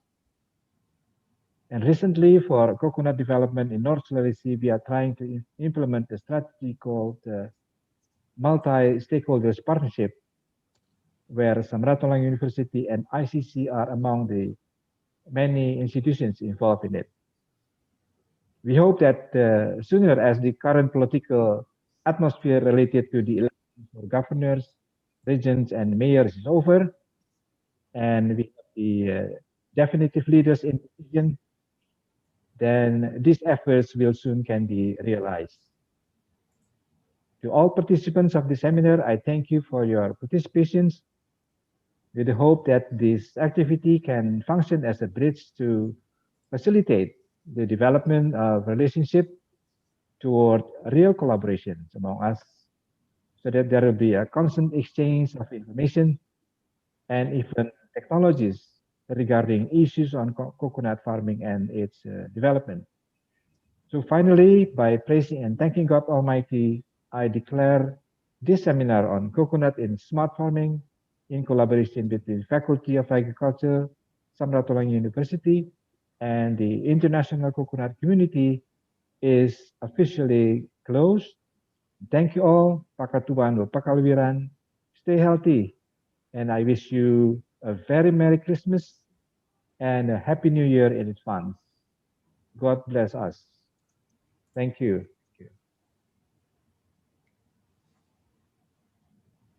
Thank you very much, Dean. I would just like to reiterate, again, thank you everyone. Thank you participants. Thank you to our speakers. Thank you to our organizing committee. It was a pleasure putting this together for you. And we hope you enjoyed it. We hope you learned something new and other meaningful things through the materials offered. And once again, thank you for your support. We hope to see you at future events. Good afternoon or good morning, good evening, wherever you may be, and have a nice rest of your day. Please feel free to hang around and chat now that the official webinar has concluded. Thank you, everyone. Thank you. Thank you all. Thank you. Thank you. Thank you all. Thank you. Sehat Ayeli. God bless. Thank you all. Thank you. Good luck. Dies Natalis Fakultas. Thank you. Si Christine Mamuaya menyimak sekali. Mir Charles bertanya sekali. Mir Charles cuma bahoba. Mir Charles papanya di chat. Charles pesuara. Apa kabar? Dari kepala. Charles cuma kepala. Terima kasih semua. Terima kasih semua. God bless you. Rogi mantap. Rogi mantap. Halo, kabur nih semuanya. Charles pemuka kabur sobat botak nih. Thank you panitia semua sudah berhasil. Ya. Tuh selesai tuh sampai janji semua. Thank you. 2 sertifikat Komang. Selesai. Terima kasih semua ya. Profino proceeding. Oh iya. Nanti yang Setli. Dia masih Thank you for having me. Yang tiba ini. Thank you, Milisan. Webinar. Selamat siang, Olive. Bye. Bye, Ci Merin. Sisi. Thank you, speaker, Mr. Joko. Mr. Joko dan Mr. Charles. Mr. Joko. Mr. Joko dan Mr. Charles. Mr. Joko, there still want to go Christmas celebration. Selamat menyongsong hari Natal. Sudah bikin cookies? Iya, Ibu Sandra. Selamat ke rumah, selamat bikin cookies. Selamat bikin cookies. Nggak ada orang mau pasiar. Nanti kita pasiar, John. Thank you. Thank you. Stay healthy. Sukses semua. Soputan. Terima kasih MC yang luar biasa. Oh, thanks. Ya. Terima kasih, sukses. Sukses panitia. Thank you. Dulu saya mati, Mbak absen ini. Mbak absen, jangan dulu saya mati apa suka gimana? Isi absen, jangan Tunggu, lupa. tunggu. Nerino. Bes, jalan bawah oleh PKK Kurang kan, DP Bes. pembubaran Yo. ini kan, Cik Wiska. Buka di atas ya. Atur waktu John Cerny. Kita sudah Bubar di selesai Natal, internasional Thanks, sudah God. kita tinggal di mana DP tampak Bubar di Natal. Itu dia. Iya tuh Cerny atur di mana orang pergi. Ketua panitia so siap tambah kok. Iya tampak, asik. Ketua panitia so siap tambah kan? Syukur. Mau naik tambah baru Puji bagi Tuhan semua selesai ini tuh. Mau bikin daring, Leto? No way. Bagus di puncak Lawo. Alah,